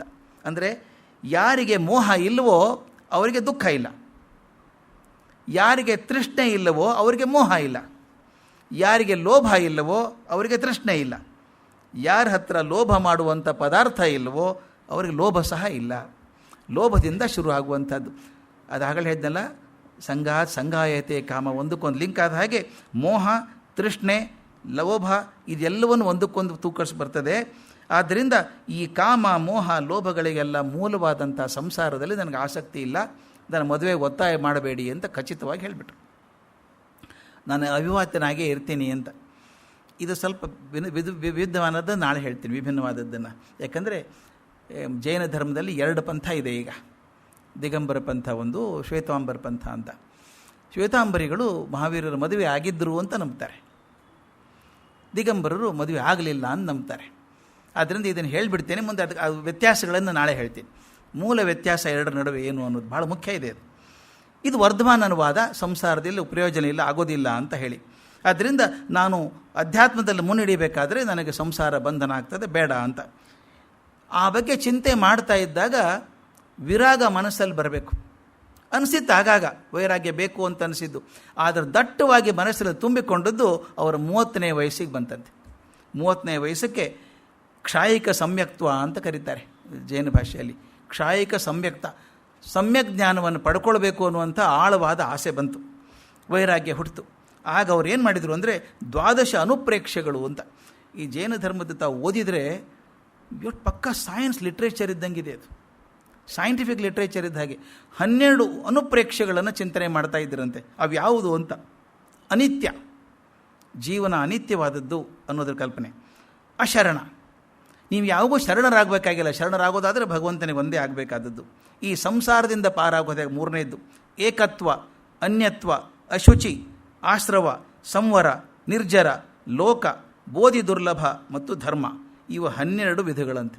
ಈ ಅನುಪ್ರೇಕ್ಷೆಗಳ ಬಗ್ಗೆ ಚಿಂತೆ ಮಾಡೋಕ್ಕೆ ಶುರು ಮಾಡಿದರು. ನನಗನ್ಸುತ್ತೆ ಎಷ್ಟು ಸೈಂಟಿಫಿಕ್ ಆಗಿದೆ. ನಾನು ವಿಜ್ಞಾನದ ವಿದ್ಯಾರ್ಥಿಯಾಗಿಯೂ ಹೇಳಬೇಕಾದ್ರೆ ಥಿಯರಿ ಆಫ್ ಎಟಾಮಿಸಮ್, ನಮ್ಮ ಎಟಾಮಿಕ್ ಸ್ಟ್ರಕ್ಚರ್ ಬಗ್ಗೆ, ಅಣು ಸಿದ್ಧಾಂತದ ಬಗ್ಗೆ ಏನು ಹೇಳ್ತೀವಿ, ಜೈನ ಧರ್ಮದಲ್ಲಿ ಎಷ್ಟು ಒಳ್ಳೆ ಪುಸ್ತಕಗಳಿದ್ದಾವೆ ಅಂತಂದರೆ, ನಾವೇನು ಕ್ವಾಂಟಮ್ ಮೆಕ್ಯಾನಿಕ್ಸ್ ಅಂತ ಕರಿತೀವಿ ಇದನ್ನೆಲ್ಲ ಆಗಿ ಬರೆದಿಟ್ಟಿದ್ದಾರೆ ಅವರು. ತಲಸ್ಪರ್ಶಿಯಾದಂಥ ಅಧ್ಯಯನ, ಅದು ಮೋಸ್ಟ್ ಸೈಂಟಿಫಿಕ್ ಮಾಡಿಟ್ಟಿದ್ದಾರೆ. ಅದನ್ನೆಲ್ಲ ಚಿಂತೆ ಮಾಡೋಕ್ಕೆ ಶುರು ಮಾಡಿದ್ರಂತೆ. ಇದೆಲ್ಲ ಮಾಡಿದ್ರೆ ವೈರಾಗ್ಯಕ್ಕೆ ಕಾರಣ ಆಗ್ತದೆ ಅಂತ. ಒಂದು ಸಲ ಅನುಪ್ರೇಕ್ಷೆಗಳನ್ನು ಚಿಂತೆ ಮಾಡೋಕ್ಕೆ ಶುರು ಮಾಡಿದ ತಕ್ಷಣ ಬ್ರಹ್ಮ ಸ್ವರ್ಗದಲ್ಲಿದ್ದಂಥ ಸೌಧರ್ಮೇಂದ್ರನಿಗೆ ಗೊತ್ತಾಯಿತು. ದೇವತೆಗಳ ಕೆಳಗೆ ಬಂದರು. ನಾ ಆಗಲೇ ಹೇಳಿದ್ನೆಲ್ಲ, ಬಂದವರು ನಿರ್ಧಾರ ಮಾಡ್ತಾರೆ ಮನಸ್ಸಲ್ಲಿ ಹುಟ್ಟಿದಂಥ ವೈರಾಗ್ಯ ಖಚಿತವಾಗಿದೆಯೋ ಅಥವಾ ಇನ್ನೂ ಅನಿಶ್ಚಿತವಾಗಿದೆಯೋ ಅಂತ. ತೀರ್ಥಂಕರಿಗೆ 3 ಪ್ರದಕ್ಷಿಣೆ ಹಾಕಿ ನಮಸ್ಕಾರ ಮಾಡಿ, ಪ್ರಭು ನೀನು ದೀಕ್ಷೆಯನ್ನು ತಗೋಬೇಕು ಅಂತ ತೀರ್ಮಾನ ಮಾಡಿದ್ದುಂಟೋ ಅಂತ ಕೇಳ್ತಾರೆ. ಹೌದು ಅಂತಾನೆ. ಖಚಿತವಾಗಿದೆಯೋ ಅಂತ. ಹೌದು, ನನಗೆ ಗೊತ್ತು, ನೀವು ಒಂದು ಸಲ ಮನಸ್ಸು ಮಾಡಿದ್ರೆ ಹಿಂದೆ ಹೋಗಲ್ಲ ಅಂತ. ಇದು ಭಾಳ ತಮಾಷೆ ಇದು. ಮಕ್ಕಳಿಗೆ ಮಾಡ್ತೀವಿ ನಾವು, ಗುಡ್ ಗರ್ಲ್ ಅಲ್ಲ ನೀನು, ಇಷ್ಟು ಮಾಡಿದರೆ ಗುಡ್ ಗರ್ಲ್, ಅದು ಗುಡ್ ಗರ್ಲ್ ಅನ್ಸ್ಕೋಬೇಕು ಅಂತ ಪಾಪ ಎಲ್ಲ ಮಾಡುತ್ತೆ ಅದು. ಹಾಗೆ ಕನ್ಫರ್ಮ್ ಮಾಡಬೇಕು ಇದನ್ನು. ಒಂದು ಸಲ ಅವ್ರ ಕಡೆಯಿಂದ ಹೇಳಿಸೋದು, ನನಗೆ ಗೊತ್ತು ನೀ ಹಿಂದೆ ಹೋಗಲ್ಲ ಅಂತ ಗೊತ್ತು, ನಿನ್ನ ಮನಸ್ಸು ಭಾಳ ಖಚಿತ ಅಂತ ಗೊತ್ತು ನನಗೆ, ಅಂದರೆ ಖಚಿತವಾಗಲೇಬೇಕು, ಬೇರೆ ಗತಿ ಇಲ್ಲ ಅದು. ಆ ಥರದ್ದು ಮಾಡುವಂಥದ್ದು. ನನ್ನ ಕಡೆ ಕೇಳಿದ್ದೆ ಇದನ್ನು, ಕ್ಲಾರಿಫೈಯಿಂಗ್ ಕಮ್ಯುನಿಕೇಷನ್ ಅಂತ ಒಂದು ಬರ್ತದೆ. ಈ ಕೆಲವು ಗಲ್ಫ್ ಕಂಟ್ರಿಯಲ್ಲಿ ದಾಸಿಯರಿರ್ತಾರೆ, ಅವ್ರು ಜೀತದ ಆಳಗಳಿದ್ದ ಹಾಗೆ, ಹೊರಗೆ ಹೋಗೋಂಗಿಲ್ಲ ಅವರು. ಅವ್ನು ಭಾರಿ ಕೆಲಸ ಮಾಡಿಸ್ತಾರೆ ಅವ್ರ ಕಡೆಯಿಂದ. ಒಂದು ಸಲ ಒಂದು ಪಾರ್ಟಿ ಮಾಡಿದ್ರಂತೆ ಎಲ್ಲರೂ, ಯಜಮಾನರು, ಖಲೀಫಾ, 100 ಜನ ಬಂದಿದ್ದಾರೆ. ಅವರಿಗೆಲ್ಲ ಊಟ ಗಿಟ ಎಲ್ಲ ಕೊಡಬೇಕಲ್ಲ, ಹೇಗೆ ನಿಂತ್ಕೊಂಡಾಗ ಕೊಡಬೇಕು. ತಟ್ಟೆ ತೊಗೊಂಡು ಹೋಗಿ ಯಾರೊಬ್ಬರು ಹಾಯ್ದು ಬಿಟ್ಟರು. ಅಲ್ಲಿದ್ದಂಥ ಸಾಂಬಾರೋ ಯಾವುದೋ ಒಂದು ಪದಾರ್ಥ ಒಬ್ಬ ಶ್ರೀಮಂತನ ಮೈ ಮೇಲೆ ಬಿದ್ದುಬಿಡ್ತು. ಬಿದ್ದ ತಕ್ಷಣ ಯಜಮಾನ ಇದ್ದಾನಲ್ಲ, ಬೆಂಕಿ ಆಗಿಬಿಟ್ಟ ಅವನು. ಮನೆಗೆ ಬಂದ ಅತಿಥಿ ಮೈ ಮೇಲೆ ಹಾಕ್ಬಿಟ್ಟೆಲ್ಲ ನೀನು ಇದನ್ನು, ನಿನ್ನ ಅಂದ. ಇನ್ನೇನು ಬೈತಿದ್ದ ಅವನು ಅಷ್ಟರೊಳಗೆ. ಅಷ್ಟು ದಾಸ ಏನು ಮಾಡ್ದೆ ಗೊತ್ತಾ, ಎಲ್ಲರೂ ನೋಡ್ತಾ ಇದ್ರು, ಏನು ಮಾಡ್ತಾನೆ ಒಂದು ಉಳಿದ ಅತಿಥಿಗಳೆಲ್ಲ. ಯಜಮಾನ ನೋಡಲೇ ಇಲ್ಲ, ಅತಿಥಿ ನೋಡಿದ. ನಮ್ಮ ಯಜಮಾನರಷ್ಟು ತಾಳ್ಮೆ ಜಗತ್ತಲ್ಲಿ ಯಾರಿಗೂ ಇಲ್ಲ ಅಂದ. ಮತ್ತು ಇವನು ತಾಳ್ಮೆ ತೋರಿಸ್ಲೇಬೇಕಲ್ಲ, ನೋಡ್ಕೊಂಡು ಮಾಡಬಾರ್ದೇನೋ ಅಂದ. ನಿಜವಾಗ್ಲೂ ಹೇಳ್ತೀನಿ, ನಿಮಗೆಲ್ಲರಿಗೂ ಗೊತ್ತಿಲ್ಲ ನಮ್ಮ ಯಜಮಾನರು ಎಷ್ಟು ದೊಡ್ಡವರು ಅಂತ. ಅವ್ರ ಮನಸ್ಸು ಎಷ್ಟು ದೊಡ್ಡದು ಅಂದರೆ ನನ್ನ ಕಡೆ ಸಣ್ಣ ಪುಟ್ಟ ತಪ್ಪಾದರೂ ಕೂಡ ಬೈಯೋಲ್ಲ ನನಗವರು. ಅವ್ರು ಬೈಲೇ ಇಲ್ಲ. ಇನ್ನು ಮುಂದೆ ಹೇಳಿದೆ, ಅಷ್ಟೇ ಅಲ್ಲ, ನಿಮಗೆ ಗೊತ್ತಿಲ್ಲ, ನಾನು ಇಷ್ಟು ವರ್ಷ ಸೇವೆ ಮಾಡಿದ್ದೀನಿ ಅವರಿಗೆ, ಅದು ಗೊತ್ತಿದೆ, ಅವ್ರ ಮನಸ್ಸಲ್ಲಿ ಇದೆ. ಅವ್ರು ಏನು ಮಾಡ್ತಾರೆ ಗೊತ್ತಾ, ಈ ಪಾರ್ಟಿ ಮುಗಿದು ನನಗೆ ಸನ್ಮಾನ ಮಾಡ್ತಾರೆ, ನೀನು ಚೆನ್ನಾಗಿ ಮಾಡ್ತೀಯಾ ಅಂತ ಹೇಳ್ತಾರೆ. ಅಷ್ಟೇ ಅಲ್ಲ, ಅವ್ರ ಮನಸ್ಸು ಬಂದರೆ ನನ್ನ ದಾಸ್ಯದಿಂದ ಬಿಡುಗಡೆ ಕೂಡ ಮಾಡ್ಬೋದು ಅವರು. ಇಷ್ಟೆಲ್ಲ ಹೇಳಿದ ಮೇಲೆ ಮತ್ತೆ ಇಷ್ಟು ಮಂದಿ ಮುಂದೆ ಹೇಳಿದಾರಲ್ಲ, ಅದಕ್ಕೆ ಅವ್ನು ಹೇಳಿದಂತೆ, ಹೌದು ತಪ್ಪು ಒಡಲ್ಲ, ಚೆನ್ನಾಗಿ ಮಾಡ್ತೀಯ ಕೆಲಸ, ನೀನು ಇವತ್ತು ತಪ್ಪು ಮಾಡಿದ್ಯಾ, ಏನೇ ಆಗಲಪ್ಪ, ಇವತ್ತು ಸಾಯಂಕಾಲ ಮುಗಿದ ಮೇಲೆ ನೀನು ದುಡ್ಡು ಕೊಡ್ತೀನಿ, ನಿನ್ನ ದಾಸ್ಯ ಮುಗಿತು, ಹೋಗು ಅಂದರು. ಆತ ಹೋದ ಆರಾಮಾಗಿ. ಅಂದರೆ ಖಚಿತವಾಗಿ ಮಾಡಬೇಕಾದ್ರೆ ಮೊದಲು ಕೇಳ್ಕೋಬೇಕು, ಹೌದು ಇನ್ನಾಗಲ್ಲ ಅಂಥೇಳಿ ಎಷ್ಟೊತ್ತು ಹೇಳ್ತಾರೆ. ಅಂದರೆ 3-4 ತಿಂಗಳು ಕೂತ್ಕೊಂಡು ಇಂಥ ಕಾರ್ಯ ನೀನು ಮಾಡಲಾರ್ದು ಇನ್ಯಾರು ಮಾಡೋಕ್ಕೆ ಸಾಧ್ಯ ಅಂತ ಸ್ತುತಿಸಿ ಅವನ ನಿಶ್ಚಯವನ್ನು ದೃಢ ಮಾಡಿದರಂತೆ. ಆದರೆ ಒಂದು ಬೇಜಾರು ಅಪ್ಪ ಅಮ್ಮನಿಗಿರೋದು, ಸಣ್ಣ ವಯಸ್ಸಿನ ಹುಡುಗ, 30 ವರ್ಷದ ಹುಡುಗ, ರಾಜ್ಕುಮಾರ, ಚೆನ್ನಾಗಿ ಬೆಳೆದವನು, ಈಗ ದಿಗಂಬರ ದೀಕ್ಷೆ ತೊಗೊಂಡು ಹೋಗ್ತಾನಲ್ಲ ಅಂತ ಮನೆಯಲ್ಲಿ ಎಲ್ಲರಿಗೂ ದುಃಖ ಆಗಿತ್ತು. ತಾಯಿ ಬೇಡ್ಕೊಂಡ್ಲ ಅವನ್ನ, ಬೇಡೋ ನೀನು ಇದ್ದುಬಿಡು, ಮನೇಲಿ ಧ್ಯಾನ ಮಾಡ್ಕೊಂಡು ಹಾಗೆ ಇರು, ಮದುವೆ ಆಗ್ತಿದ್ರು ಅಡ್ಡಿ ಇಲ್ಲ ಅಂತ. ಆಗ ಮೇಲೆ ಸೌಧರ್ಮೇಂದ್ರ ಕುಂಡಪುರಕ್ಕೆ ಬಂದು ತಾಯಿ ಪ್ರಿಯಕಾರಣಿಗೆ ಹೇಳಿ, ಅಮ್ಮ ಅವನ ಮನೇಲಿ ಇರೋಕ್ಕೆ ಬಂದವನಲ್ಲ, ಅವನು ಬಂದದ್ದೇ ತೀರ್ಥಂಕರ ಆಗಬೇಕು ಅಂತ ಬಂದವನು, ತೀರ್ಥಂಕರ ಆಗೋದಕ್ಕೆ ಬಂದವನ ಮನೇಲಿ ಇಟ್ಕೊಳ್ಳೋ ಶಕ್ತಿ ನಿನಗೂ ಇಲ್ಲ ನನಗೂ ಇಲ್ಲ, ಆದ್ದರಿಂದ ಬಿಟ್ಬಿಡು, ಅವನ್ನ ಆಶೀರ್ವಾದ ಮಾಡಿ ಕಳಿಸು ಅಂತ ಹೇಳ್ತಾನೆ. ಬಂದು ತನ್ನ ಜೊತೆಗೆ ಬಂದಿರ್ತಾರಲ್ಲ ದೇವಗಣ ಕರ್ಕೊಂಡಾಗ ಆ ತೀರ್ಥಂಕರನಿಗೆ ಅಭಿಷೇಕ ಮಾಡಿ ಚಂದ್ರಪ್ರಭಾ ಅನ್ನುವಂಥ ಪಲ್ಲಕ್ಕಿ, ದಯವಿಟ್ಟು ನೆನಪಿಡಬೇಕಾದ್ದು, ಪ್ರತಿಯೊಬ್ಬ ತೀರ್ಥಂಕರನಿಗೆ ಆ ಪಲ್ಲಕ್ಕಿ ಬಂದಾಗ ಒಂದು ಬೇರೆ ಹೆಸರು ಇರ್ತದೆ. ಮಹಾವೀರರಿಗೆ ಕರ್ಕೊಂಬಂದಂಥ ಪಲ್ಲಕ್ಕಿ ಹೆಸರು ಚಂದ್ರಪ್ರಭಾ ಅಂತ. ಪಲ್ಲಕ್ಕಿಯಲ್ಲಿ ಕೂಡಿಸ್ಕೊಂಡು ಊರ ಹತ್ತಿರ ಜ್ಞಾತ್ರಖಂಡ ಅಂತ ಒಂದು ವನ, ಆ ವನ ಕರ್ಕೊಂಬರ್ತಾರೆ. ಅಶೋಕ ವೃಕ್ಷದ ಬುಡದಲ್ಲಿ ಒಂದು ಶಿಲಾ ಕಲ್ಲಿದೆ, ಕಲ್ಲಿಂದು ಮಂಟಪ ಇದೆ, ಅಲ್ಲಿ ಕೂಡಿಸ್ತಾರೆ. ಆಗ ತನ್ನ ಮೈ ಮೇಲಿದ್ದಂಥ ಆಭರಣಗಳನ್ನು, ಬಟ್ಟೆಗಳನ್ನು ತೆಗೆದು ಎಲ್ಲರ ಕೊಟ್ಟು, ತನ್ನ ಕೂದಲುಗಳನ್ನು 5 ಮುಷ್ಟಿಯಿಂದ ಕಿತ್ತಿ ಅವನು ಕೊಟ್ಟು ಸಿದ್ಧ ಪರಮೇಶ್ವರಿಗೆ ನಮಸ್ಕಾರ ಮಾಡಿ, ಅವತ್ತು ಮಾರ್ಗಶಿರ ಶುದ್ಧ ದಶಮಿ, ಹಸ್ತ ನಕ್ಷತ್ರ, ಇಂಗ್ಲೀಷ್ ಕ್ಯಾಲೆಂಡರ್ ಪ್ರಕಾರ ಸೋಮವಾರ, ಡಿಸೆಂಬರ್ 29, ಕ್ರಿಸ್ತಪೂರ್ವ 569, ಆ ದಿವಸ ತೀರ್ಥಂಕರು ದಿಗಂಬರ ದೀಕ್ಷೆಯನ್ನು ಪಡ್ಕೊಂಡ ಮೊದಲನೇ ಮಾತು ಹೇಳಿದ್ದು ಮಹಾವೀರ ಹೇಳಿದ್ದು. ಇದು ಭಾಳ ನೆನಪಿಡಬೇಕಾದದ್ದು. ದಿಗಂಬರ ದೀಕ್ಷೆ ತಗೊಂಡು ಸನ್ಯಾಸಿ ಆದ ತಕ್ಷಣ ಮೊದಲನೇ ಮಾತು, ಖಮ್ಮಾಮಿ ಸೌವಜೀವೇ ಸವ್ವೇ ಜೀವ ಖಮಂತು ಮೇ ಮೇತಿ ಮೇ ಸವ್ವಭೂದೇಶು ವೇರಂ ಮಜ್ಜಂ ನಕೇಣಯಿ. ಖಮ್ಮಾಮಿ ಸೌವಜೀವೇ, ಖಮ್ಮ ಅಂದರೆ ಕ್ಷಮೆ, ಹೋಗಿ ಖಮ್ಮ ಆಗ್ತದೆ ಅದು ಪ್ರಕೃತದಲ್ಲಿ. ನಾನು ಎಲ್ಲ ಜೀವಿಗಳನ್ನು ಕ್ಷಮಿಸ್ತೇನೆ. ಮತ್ತು ಸವ್ವೇ ಜೀವ ಖಮಂತು ಮೇ, ಎಲ್ಲ ಜೀವಿಗಳು ನನ್ನನ್ನು ಕ್ಷಮೆ ಮಾಡಲಿ ಅಂತ. ನಾನು ಎಲ್ಲ ಜೀವಿಗಳಿಗೂ ಕ್ಷಮೆ ಮಾಡ್ತೇನೆ, ಎಲ್ಲ ಜೀವಿಗಳು ನನ್ನ ಕ್ಷಮೆ ಮಾಡಲಿ. ನನಗೆ ಎಲ್ಲ ಜೀವಿಗಳಲ್ಲೂ ಮೈತ್ರಿ ಇದೆ. ಮೇತಿ ಮೇ ಸರ್ವಭೂತೇಶು, ಸರ್ವಭೂತೇಶು ಅಂತ ಸಂಸ್ಕೃತದಲ್ಲಿ ಹೇಗೆ ಬರ್ತದೆ, ಸಂಸ್ಕೃತದ ಸ್ವಲ್ಪ ತದ್ಭವ ಆಗುವಂಥ ರೂಪ ಇದು. ಸರ್ವಭೂತೇಶು ಅಂತ ನಾವು ಹೇಳೋದನ್ನು ಅದನ್ನು ಸರ್ವಭೂತೇಶು ಅಂತ ಬರ್ತದೆ. ಮೇತಿ ಮೇ ಸರ್ವಭೂತೇಶು, ನನಗೆ ಎಲ್ಲ ಭೂತಗಳಲ್ಲಿ ಜೀವಗಳಲ್ಲಿ ನನಗೆ ಮೈತ್ರಿ ಇದೆ. ವೇರಂ ಮಜ್ಜಂ ನಕೇಣವಿ, ನನಗೆ ಯಾರಲ್ಲಿಯೂ ವೈರ ಇಲ್ಲ ಅನ್ನೋದನ್ನು ಮಾತು ಹೇಳಬೇಕು. ತಾವು ಗಮನಿಸಿರಬೇಕು, ಜೈನ ಸಂಪ್ರದಾಯದಲ್ಲಿ ಈಗಾದರೂ ಪ್ರತಿ ವರ್ಷ ಕ್ಷಮಾಪಣಾ ಪರ್ವ ಅಂತ ಮಾಡ್ತಾರೆ. ನಿಮ್ಗೆ ಜೈನ ಸ್ನೇಹಿತರಿದ್ದರೆ ಗೊತ್ತಿರುತ್ತೆ. ಅವತ್ತಿನ ದಿವಸ ಬಂದು ಎಲ್ಲರನ್ನೂ ಪ್ರದೂಷಣ ಪರ್ವ ಅಂತ ಕರೀತಾರೆ. ಬಂದು ಕ್ಷಮೆ ಕೇಳ್ತಾರೆ. ನನ್ನಿಂದ ಏನಾದರೂ ತಪ್ಪಾಗಿದ್ದರೆ ಕ್ಷಮಿಸ್ಬಿಡಿ, ನನ್ನ ಮನಸ್ಸಲ್ಲಿ ಯಾರು ದ್ವೇಷ ಇಟ್ಕೋಬೇಡಿ, ನನ್ನ ಬಗ್ಗೆ ನಿಮ್ಮ ಬಗ್ಗೆ ನಂಗೆ ತುಂಬ ಗೌರವ ಇದೆ ಅಂತ ಹೇಳಿ ನಮಸ್ಕಾರ ಮಾಡಿ ಹೋಗ್ತಾರೆ. ಸ್ನೇಹಿತರಿಗೆಲ್ಲ ಹೇಳ್ತಾರೆ. ಅವ್ರ ಪರಿವಾರದ ಎಲ್ಲರೂ ಹೇಳಬೇಕು ಅದನ್ನು. ಅದು ಪ್ರದೂಷಣ ಪರ್ವ ಅಂತ ಮಾಡ್ತಾರೆ. ಅದನ್ನು ಶುರು ಆದದ್ದಲ್ಲಿ ಎಂದು ಘೋಷಣೆ ಮಾಡಿ ಜನ ಎಲ್ಲ ಜಯಕಾರ ಮಾಡಿದ್ರಂತೆ. ಅವ್ರ ವರ್ಣನೆಯನ್ನು ಮಾಡಿದ್ದು ನನಗದು ಓದಬೇಕು ಅನಿಸ್ಬಿಡ್ತು. ಹೇಗೆ ಕಾಣಿಸ್ತಿದ್ರು ಅವರು ಅನ್ನೋದನ್ನು ಆ ಜೈನ ಮುನಿಗಳು ವರ್ಣನೆ ಮಾಡಿದ್ದಾರೆ. ಮುನಿ ಮಹಾರಾಜರಾದ ಮಹಾವೀರರು ಅನಿಕೇತನರಾಗಿ, ಅಕಿಂಚನರಾಗಿ, ಏಕಾಂಗಿಯಾಗಿ, ಶಂಖದಂತೆ ನಿರಂಜನರಾಗಿ, ಗಗನದಂತೆ ನಿರಾಲಂಬರಾಗಿ, ಕೂರ್ಮದಂತೆ ಗುಪ್ತೇಂದ್ರಿಯರಾಗಿ, ಸಿಂಹದಂತೆ ದುರ್ಧರರಾಗಿ, ಮಂದರದಂತೆ ನಿಷ್ಕಂಪರಾಗಿ, ಸಾಗರದಂತೆ ಗಂಭೀರರಾಗಿ, ಚಂದ್ರನಂತೆ ಸೌಮ್ಯರಾಗಿ, ಸೂರ್ಯನಂತೆ ದೀಪ್ತ ತೇಜರಾಗಿ, ಜಾತಿ ಕನಕದಂತೆ ಜಾತರೂಪಧರರಾಗಿ, ಅಗ್ನಿಯಂತೆ ತೇಜಸ್ಸಿನಿಂದ ಜ್ವಲಿಸುತ್ತಿದ್ದರು ಅಂತ ಒಂದು ವರ್ಣನೆ ಅವ್ರದ್ದು ಹೆಂಗೆ ಕಾಣಿಸ್ತಿದ್ರು ಅಂತ. ನಮಗೆ ಆ ಪದ ಓದಿದರೆ ಚೆಂದ ಅನಿಸುತ್ತೆ. ನಿಜವಾಗಲೂ ಕಾಣಿಸಿದ್ದು ಹೆಂಗೆ ಕಾಣಿಸಿರಬೇಕು ಅಂತ. 6 ತಿಂಗಳು ಒಂದೇ ಸಮ ಧ್ಯಾನ ಮಾಡಬೇಕು. ಈ ದಿಗಂಬರ ದೀಕ್ಷೆ ತೊಗೊಂಡ ಮೇಲೆ 6 ತಿಂಗಳು ಗಟ್ಟಿಯಾಗಿ ಧ್ಯಾನ ಮಾಡಬೇಕಂತೆ. ಮಾಡಿ 4ನೇ ಜ್ಞಾನ ಮನಃಪರ್ಯಾಯ ಅಂತ ಹೇಳಿದ್ನಲ್ಲ, ಮನಃಪರ್ಯಾಯವನ್ನು 4 ತಿಂಗಳಿಗೆ ಪಡ್ಕೊಂಡ್ಮೇಲೆ ಶ್ರಮಣ ಮಹಾವೀರ ಒಂದು ಪದ್ಧತಿ ಇರ್ತದೆ. ಶ್ರಮಣ ಮಹಾವೀರ ಒಂದು ಕಡೆ ಇರೋಂಗಿಲ್ಲ ಅವ್ರು ಯಾರು. ಮಳೆಗಾಲದಲ್ಲಿ ಮಾತ್ರ ಚಾತುರ್ಮಾಸ್ಯ ಒಂದು ಕಡೆ ಇರ್ತಾರೆ 4 ತಿಂಗಳು. ಅದಾದಮೇಲೆ ವೃತ ಏನು ಅಂದರೆ 1 ಗ್ರಾಮ ಇದ್ದರೆ 1 ರಾತ್ರಿ ಮಾತ್ರ ಇರೋದು, ಅದಕ್ಕಿಂತ ಹೆಚ್ಚಿಗೆ ಇರೋಂಗಿಲ್ಲ. ಪಟ್ಟಣ ಆದರೆ 5 ದಿವಸ ಇರಬೇಕು. ಎಷ್ಟು ಚೆಂದ ಲಾಜಿಕ್, ಎಷ್ಟು ಚೆನ್ನಾಗಿದೆ ನೋಡಿ. ಹಳ್ಳಿಯಲ್ಲಾದರೆ ಎಲ್ಲ ಜನ ಒಂದೇ ಸಲ ಭೇಟಿ ಆಗಿಬಿಡ್ಬೋದು ಅವ್ರನ್ನ. ದೊಡ್ಡ ಊರಾದರೆ ಒಂದೇ ದಿವಸ ಭೇಟಿ ಆಗಲಿಕ್ಕಿಲ್ಲ, ದೂರದೂರ್ನವ್ರು ಬರಲಿ ಅಂತ 5 ದಿವಸ. ಪಟ್ಟಣಗಳಲ್ಲಿ 5 ದಿವಸ, ಗ್ರಾಮದಲ್ಲಿ 1 ರಾತ್ರಿ ವಸತಿ ಹಾಕಿ ಒಂದು ಕಡೆ ಇರಲಾರ್ದಂಗೆ ತಿರುಗಬೇಕು, ಊರೂರು ಹೋಗಬೇಕು. ದುರ್ಗಂಧ ಸುಗಂಧ, ತೃಣಮಣಿ, ಮಣ್ಣು ಚಿನ್ನ, ಸುಖ ದುಃಖ ಎಲ್ಲರಲ್ಲೂ ಸಮಭಾವದಿಂದ ಹೊರಟು ಇಹಲೋಕ ಪರಲೋಕಗಳಿಗೆ ಅಂಟುಕೊಳ್ಳದೇನೆ ಸಾವು ಬದುಕಿನ ವ್ಯತ್ಯಾಸ ಗೊತ್ತಾಗಲಾರದ ಹಾಗೆ ಊರೂರು ತಿರುಗ್ತಾ ಇದ್ದರಂತೆ. ಕಾಡು ಮೇಡು ತಿರುಗಬೇಕು. ಎಷ್ಟು ಕಷ್ಟ ಆಗಿತ್ತು ಮಹಾವೀರರಿಗೆ ಅಂತ ಆಗಿನ ಕಾಲದಲ್ಲಿ. ಎಷ್ಟು ಜನ ಕಾಡಬೇಕು ಅವ್ರನ್ನ, ಎಷ್ಟು ಜನ ತೊಂದರೆ ಕೊಡಬೇಕು, ಶಿಕ್ಷೆ ಕೊಡಬೇಕು. ಆದರೆ ಬಾಯಿ ಬಿಟ್ಟು ಹೇಳೋಂಗಿಲ್ಲ, ಒಬ್ಬರು ನೋವು ಹಂಚ್ಕೊಳ್ಳೋಂಗಿಲ್ಲ, ಆ ಥರ ಇರಬೇಕು. ಒಂದು ಸಲ ಕಮ್ಮಾರ ಅಂತ ಒಂದು ಗ್ರಾಮ, ಆ ಧ್ಯಾನದ ಯಾವ ಮಟ್ಟಕ್ಕೆ ಹೋಗಿತ್ತು ಮಹಾವೀರರದ್ದು ಅಂದರೆ, ಒಂದು ಹೊರವಲಯಕ್ಕೆ ಬಂದಿದ್ದಾರೆ. ಕಮ್ಮಾರ ಗ್ರಾಮದ ಹೊರವಲಯಕ್ಕೆ ಒಂದು ಹೊಲ. ಸಾಯಂಕಾಲ 4 ಗಂಟೆ ಆಗಿರಬೇಕಾದ ಸಾಯಂಕಾಲ ಹೊತ್ತಿಗೆ ಬಂದಿದ್ದಾರೆ. ಬಂದೆ ನಿಂತ್ಕೊಂಡು ಏಕಾಗ್ರವಾಗಿ ನಿಂತ್ಕೊಂಡ್ಬಿಟ್ರು. ಮೈಯೆಲ್ಲ ಕಲ್ಲಾದಂಗೆ ಆಗಿಬಿಡ್ತು, ಪೂರ್ತಿ ಕಲ್ಲಾದಂಗೆ ಆಯಿತು. ಶರೀರದ ಬಗ್ಗೆ ಸ್ಪರ್ಶನೇ ಇಲ್ಲ ಅವ್ರಿಗೆ. ಹೀಗೆ ಕಣ್ಣು ಹೀಗೆ ನಿಂತ್ಕೊಂಡ್ಬಿಟ್ಟಿದ್ದಾರೆ ನಾಸಾಗ್ರದಲ್ಲಿ, ಕಣ್ಣಿನ ಮೂಗಿನ ತುದಿ ಮೇಲೆ ಧ್ಯಾನದಲ್ಲಿ ನಿಂತ್ಕೊಂಡಾಗ ಹಾಗೆ ಕಲ್ಲಿನ ಥರ ನಿಂತ್ಕೊಂಡ್ಬಿಡೋದು, ಯಾವ ಜ್ಞಾನವೂ ಇಲ್ಲ. ಆ ಹೊತ್ತಿಗೆ ಒಬ್ಬ ರೈತ ಬಂದ, ನಿಶ್ಚಲ ಆಗಿಬಿಟ್ಟಿದೆ ದೇಹ.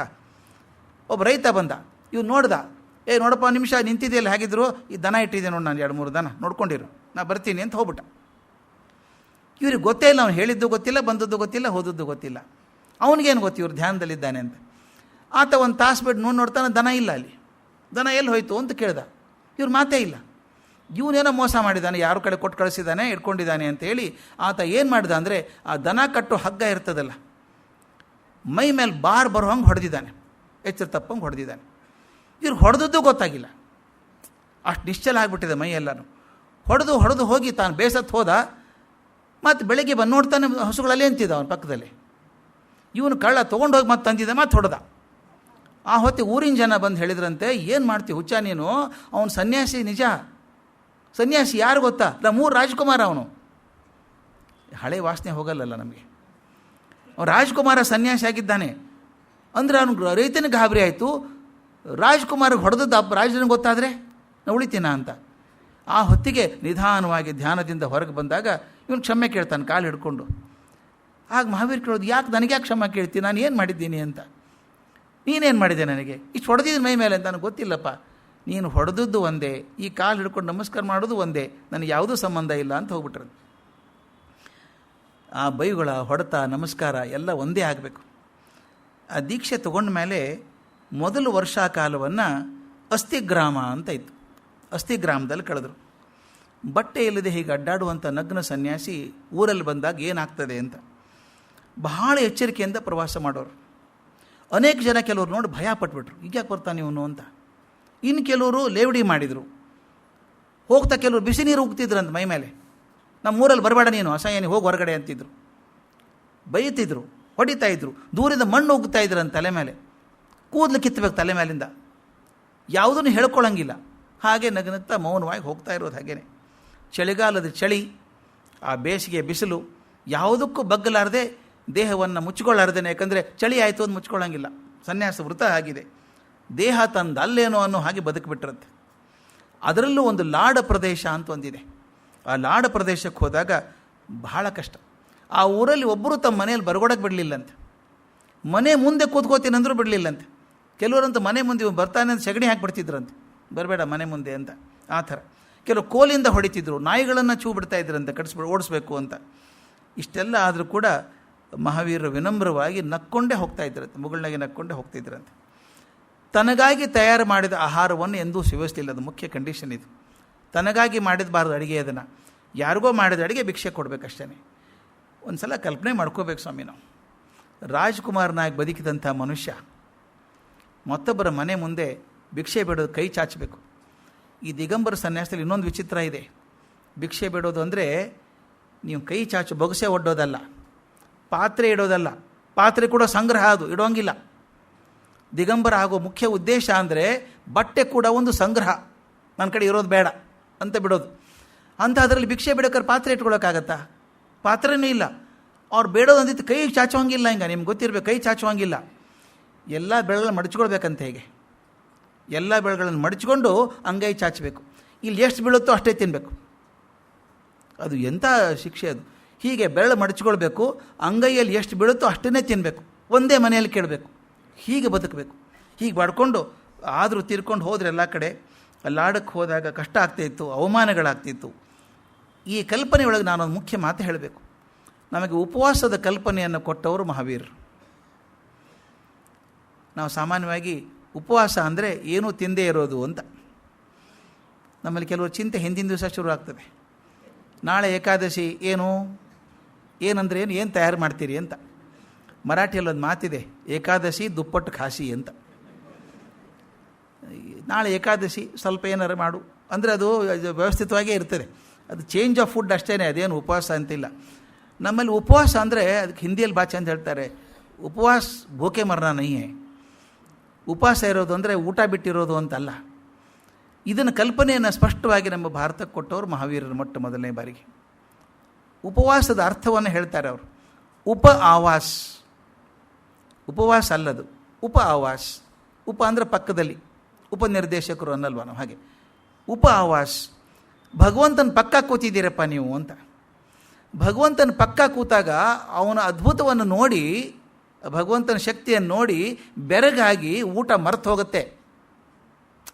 ಈಗ ನಿಮಗೇನೋ ಆಕರ್ಷಣೆ ಒಂದು ಕೆಲಸ ನೋಡ್ತಿರ್ಬೇಕಾದ್ರೆ ಅಯ್ಯೋ ಊಟ ಮರ್ತೇ ಬಿಟ್ಟೆ ನಾನು ಅಂತೀವಿ, ಯಾವಾಗ ಆ ಆಕರ್ಷಣೆ ಪ್ರಬಲವಾಗಿದ್ದಾಗ. ಹಾಗೆ ಭಗವಂತನ ಪಕ್ಕ ನೀವು ಕೂತ್ಕೊಂಡಿದ್ದೀರಿ, ಉಪ ಆವಾಸ್. ಭಗವಂತನ ಪಕ್ಕ ನೀವು ಕೂತಿದ್ಯಪ್ಪ, ಭಗವಂತ ನೋಡ್ತಾ ಇದ್ದೀಯಾ, ಆ ತನ್ಮಯತೆಯಲ್ಲಿ ನಿನ್ನ ಊಟ ಮರ್ತಿದ್ದೀಯಾ ನೀನು. ಊಟ ಮರೆತರೆ ಭಗವಂತ ಸಿಗಲ್ಲ. ಭಗವಂತನ ಧ್ಯಾನದಲ್ಲಿದ್ದಾಗ ಊಟ ಮರೆತು ಹೋಗ್ತದೆ, ಅದು ಉಪವಾಸ. ಉಪ ಆವಾಸ್, ಉಪ ಆವಾಸ್. ಉಪವಾಸ ಅನ್ನೋದು ಉಪಾಸನ ಎರಡು ಒಂದೇನೆ. ಉಪಾಸನೆ ಮಾಡ್ತೀವಿ ಅಂತೀವಲ್ಲ, ಉಪ ಆಸನ ಅದೂ ಪಕ್ಕದಲ್ಲಿ ಕೂತಿದ್ದೀರಿ, ಚಾಪೆ ಹಾಕ್ಕೊಂಡು ಕೂತಿದ್ದೀರಿ. ಇಲ್ಲಿ ದೇವರು ನೋಡ್ತಾ ಇದ್ದಾಗ, ಅದಕ್ಕೆ ಭಾಳ ಚಂದ ಹೇಳ್ತಾರೆ, ದೇವರು ನೋಡ್ತಾ ಇದ್ದಾಗ ಊಟ ಮರೆತು ಹೋಗುತ್ತೆ ವಿನಃ ಊಟ ಮರೆತರೆ ದೇವ್ರ ನೆನಪಾಗ್ತದೆ ಅಂತಿಲ್ಲ. ಉಪ ಆವಾಸದ ಕಲ್ಪನೆಯನ್ನು ಕೊಟ್ಟಾಗ, ಭಗವಂತನ ಧ್ಯಾನದಲ್ಲಿದ್ದಾಗ ಊಟ ಮರೆತು ಹೋಗ್ತದೆ ಅನ್ನೋದನ್ನು ಎಷ್ಟೋ ಜನ ಬಹಳ ಚಂದ ಬರೆದಿದ್ದಾರೆ. ಇದರ ಮೇಲೆ ಆ ಸಂಪ್ರದಾಯ ಹೇಳಿಬಿಡ್ತೀನಿ ಅದನ್ನು ಈ ಸಮಯದಲ್ಲಿ. ಪಾಂಚ್ ಸೀಡಿಯಾ ಅಂತ ಕರೀತಾರೆ ಸಾಮಾನ್ಯವಾಗಿ. ಜೈನ ಪಂಥದಲ್ಲಿ 5 ಹಂತಗಳಲ್ಲಿ ದಾಟಿ ಹೋಗಬೇಕು ಒಬ್ಬ ಮುನಿ ಆಗಬೇಕಾದ್ರೆ. 5 ಹಂತಗಳು, ಪಾಂಚ್ ಸೀಡಿಯಾ ಅಂತಾರೆ. ಒಂದೊಂದೇ ಹಂತ ದಾಟ್ಕೊಂಡು ಹೋಗಬೇಕು. ಅದಕ್ಕೆ ಯಾರೋ ಕೇಳಿದ್ರಂತೆ, ಮಹಾವೀರ ಪಾಂಚ್ ಸೀಡಿಯಾ ಮಾಡಲೇ ಇಲ್ಲಲ್ಲ, ಟಕ್ ಅಂತ ಒಮ್ಮೆ ಮೇಲೆ ಹೋಗ್ಬಿಟ್ರು. ಅದೊಂದು ಚೈತನ್ಯನೇ ಬೇರೆ, ಅದು ಟಕ್ ಅಂತ ಮೇಲೆ ಹೋಗ್ಬಿಟ್ರು. ಎಲ್ರಿಗೂ ಆಗೋಲ್ಲ ಅದು. ಒಂದೊಂದು ಹಂತವಾಗಿ ಮನಸ್ಸು ತಯಾರು ಮಾಡ್ಕೊಂಡು ಹೋಗ್ಬೇಕು ಅದಕ್ಕೆ. ಹಾಗೆ ಪಾಂಚ್ ಸೀಡಿಯಾ ಮಹಾವೀರರಿಗೆ ಬೇಕಾಗಲಿಲ್ಲ. ಯಾವ ಕ್ಷಣದಲ್ಲಿ ಆತನಿಗೆ ಆ ಭಗವಂತನ ಉನ್ಮತ್ತತೆ ಬಂದ್ಬಿಡ್ತೋ, ಆ ಧ್ಯಾನದ ಉನ್ಮತ್ತತೆ ಬಂದಾಗ ಏನೂ ಬೇಡ ಅನ್ನಿಸ್ತು. ಹಗಲು ಆದದ್ದು ಗೊತ್ತಾಗಲಿಲ್ಲ, ರಾತ್ರಿ ಆದದ್ದು ಗೊತ್ತಾಗಲಿಲ್ಲ, ಹಸಿವೆ ಮರ್ತು ಹೋಯ್ತು, ನೀರಡಿಕೆ ಮರ್ತು ಹೋಯ್ತು, ಯಾವುದೂ ಬೇಡ, ಬಟ್ಟೆ ಕೂಡ ಬೇಡ ಅನಿಸ್ಬಿಡ್ತು. ದಿಗಂಬರ ಆಗಿಬಿಟ್ರು. ದಿಗಂಬರ ಅಂದರೆ ದಿಕ್ ಅಂಬರ, ಯಾರಿಗೆ ಆಕಾಶವೇ ಬಟ್ಟೆ ಆಯಿತೋ ಹಾಗೆ ಇವತ್ತು ನಿಂತ್ಕೊಂಡ್ಬಿಟ್ರು. ಯಾವುದೂ ಪರಿವೇ ಇಲ್ಲ. ಆ ಧ್ಯಾನದಲ್ಲಿ ಗರ್ಕ್ ಆಗೋದಂತಾರೆ ನೋಡಿ, ಆ ಧ್ಯಾನದಲ್ಲಿ ಗರ್ಕ್ ಆದಾಗ ಯಾವುದೂ ಬೇಕಾಗಲಿಲ್ಲ, ಆ ಮಟ್ಟಕ್ಕೆ ಹೋದಂಥದ್ದು. ಅವರು ಧ್ಯಾನಕ್ಕೆ ಕೂತ್ಕೊಂಡಾಗ ಮೈ ಮೇಲೆ ಪ್ರಾಣಿಗಳು ಹರಿದಾಡ್ತಿತ್ತಂತೆ. ಹಾವು ಹರಿದು ಹೋಗಬೇಕು, ಗೊತ್ತೇ ಆಗ್ತಿದ್ದಿಲ್ಲ. ಅಂದರೆ ಯಾವ ಮಟ್ಟಕ್ಕೆ ಹೋಗಿತ್ತು ಧ್ಯಾನ ಅಂತ. ಅವು ಎಷ್ಟೋ ಸಲ ನೋವು ಮಾಡ್ತಿದ್ವು ಅಂತೆ. ಪಕ್ಷಿಗಳು ಕೂತ್ಕೋಬೇಕು, ಕುಕ್ಕಬೇಕು ಮೈಯಲ್ಲೆಲ್ಲ, ಆದರೆ ಪಕ್ಷಿಗಳ ಬಗ್ಗೆ ಸಿಟ್ಟಿಲ್ಲ, ಹೋಗ್ತಿದ್ದದು. 12 ವರ್ಷ ಈ ರೀತಿ ಆಗಿದ್ದಾರೆ.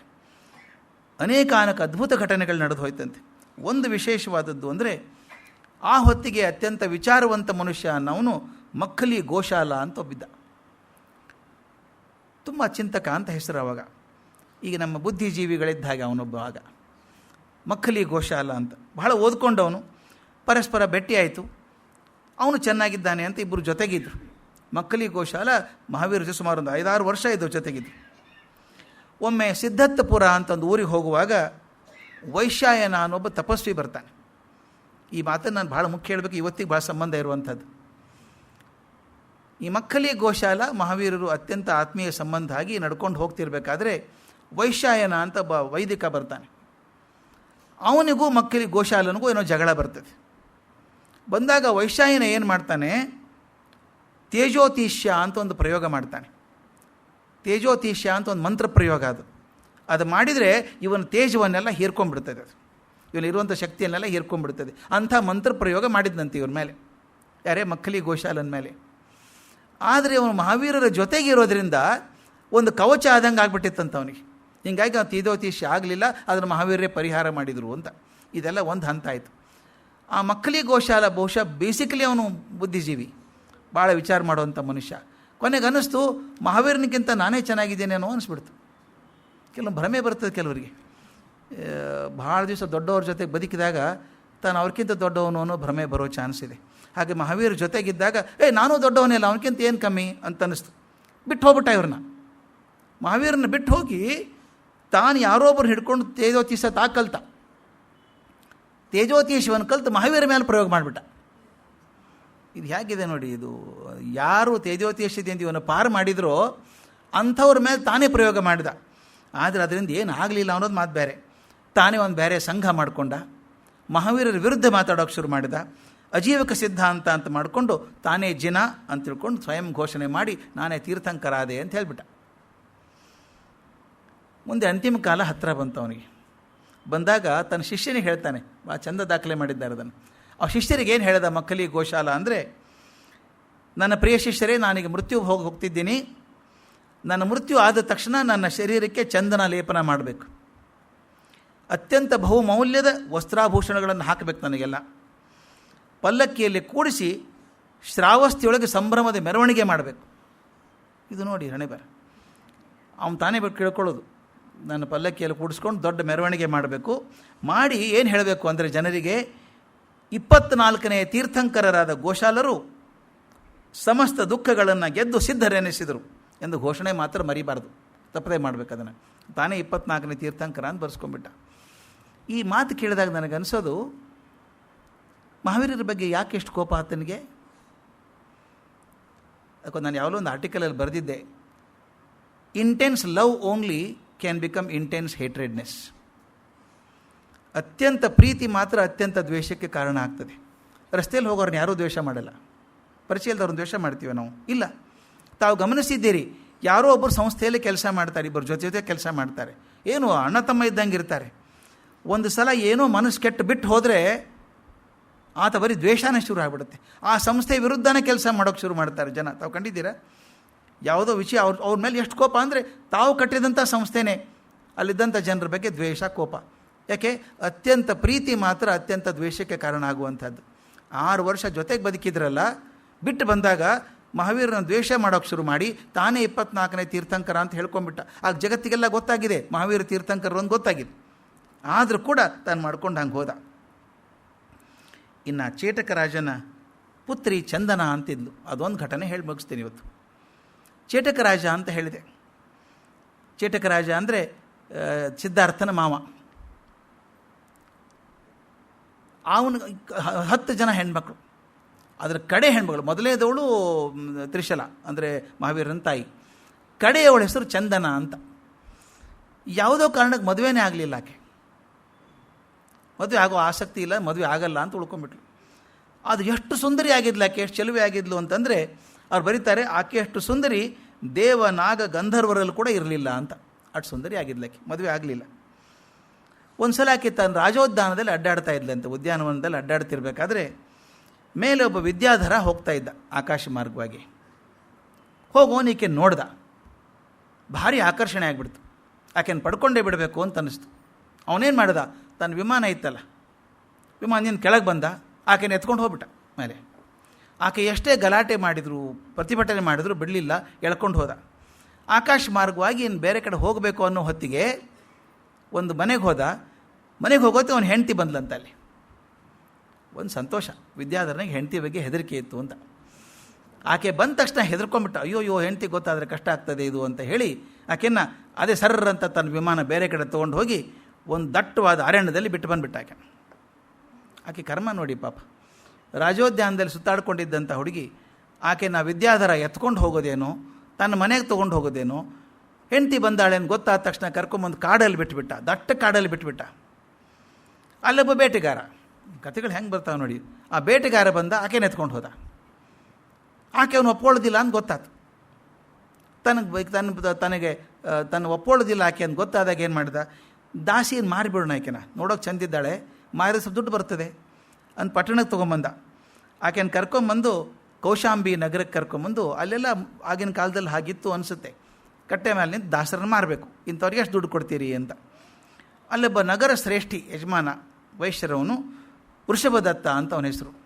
ಆತ ನೋಡಿದ, ಈ ಹುಡುಗಿ ಪಾಪ ಒಳ್ಳೆಯದಾಳೆ, ದೊಡ್ಡ ಮನೆತಂದು ಓದಿರಬೇಕು, ಎಲ್ಲೂ ಆಪತ್ತಲ್ಲಿ ಸಿಕ್ಕಾಕ್ಕೊಂಡಿದ್ದಾಳೆ, ಇವನು ಏನು ಕೈಯಲ್ಲಿ ಸಿಕ್ಕಾಕೊಂಡ್ಲು ಬೇಟೆಗಾರನ ಕೈಯಲ್ಲಿ.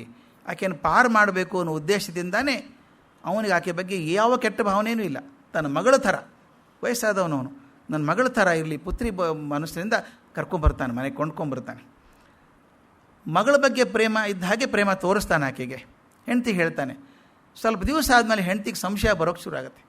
ಇವನು ಬರೀ ಮಗಳು ಅಂತಾನೆ, ಬಹುಶಃ ಪ್ರೇಮ ಇರಬೇಕಿದು ಅಂತ ಸಂಶಯ ಮಾಡಿ ಆಕೆ ಏನು ಮಾಡ್ತಾಳೆ, ಆಕೆ ಶಿಕ್ಷೆ ಕೊಡೋಕ್ಕೆ ಶುರು ಮಾಡ್ತಾಳೆ. ಎಷ್ಟು ಪೀಡಿಸ್ತಾಳೆ ಅಂದರೆ, ತುಂಬ ಸುಂದರ ಆಗಿದ್ಲಲ್ಲ ಹುಡುಗಿ, ಆಕೆ ತಲೆ ಬೋಳಿಸ್ಬಿಡ್ತಾನೆ.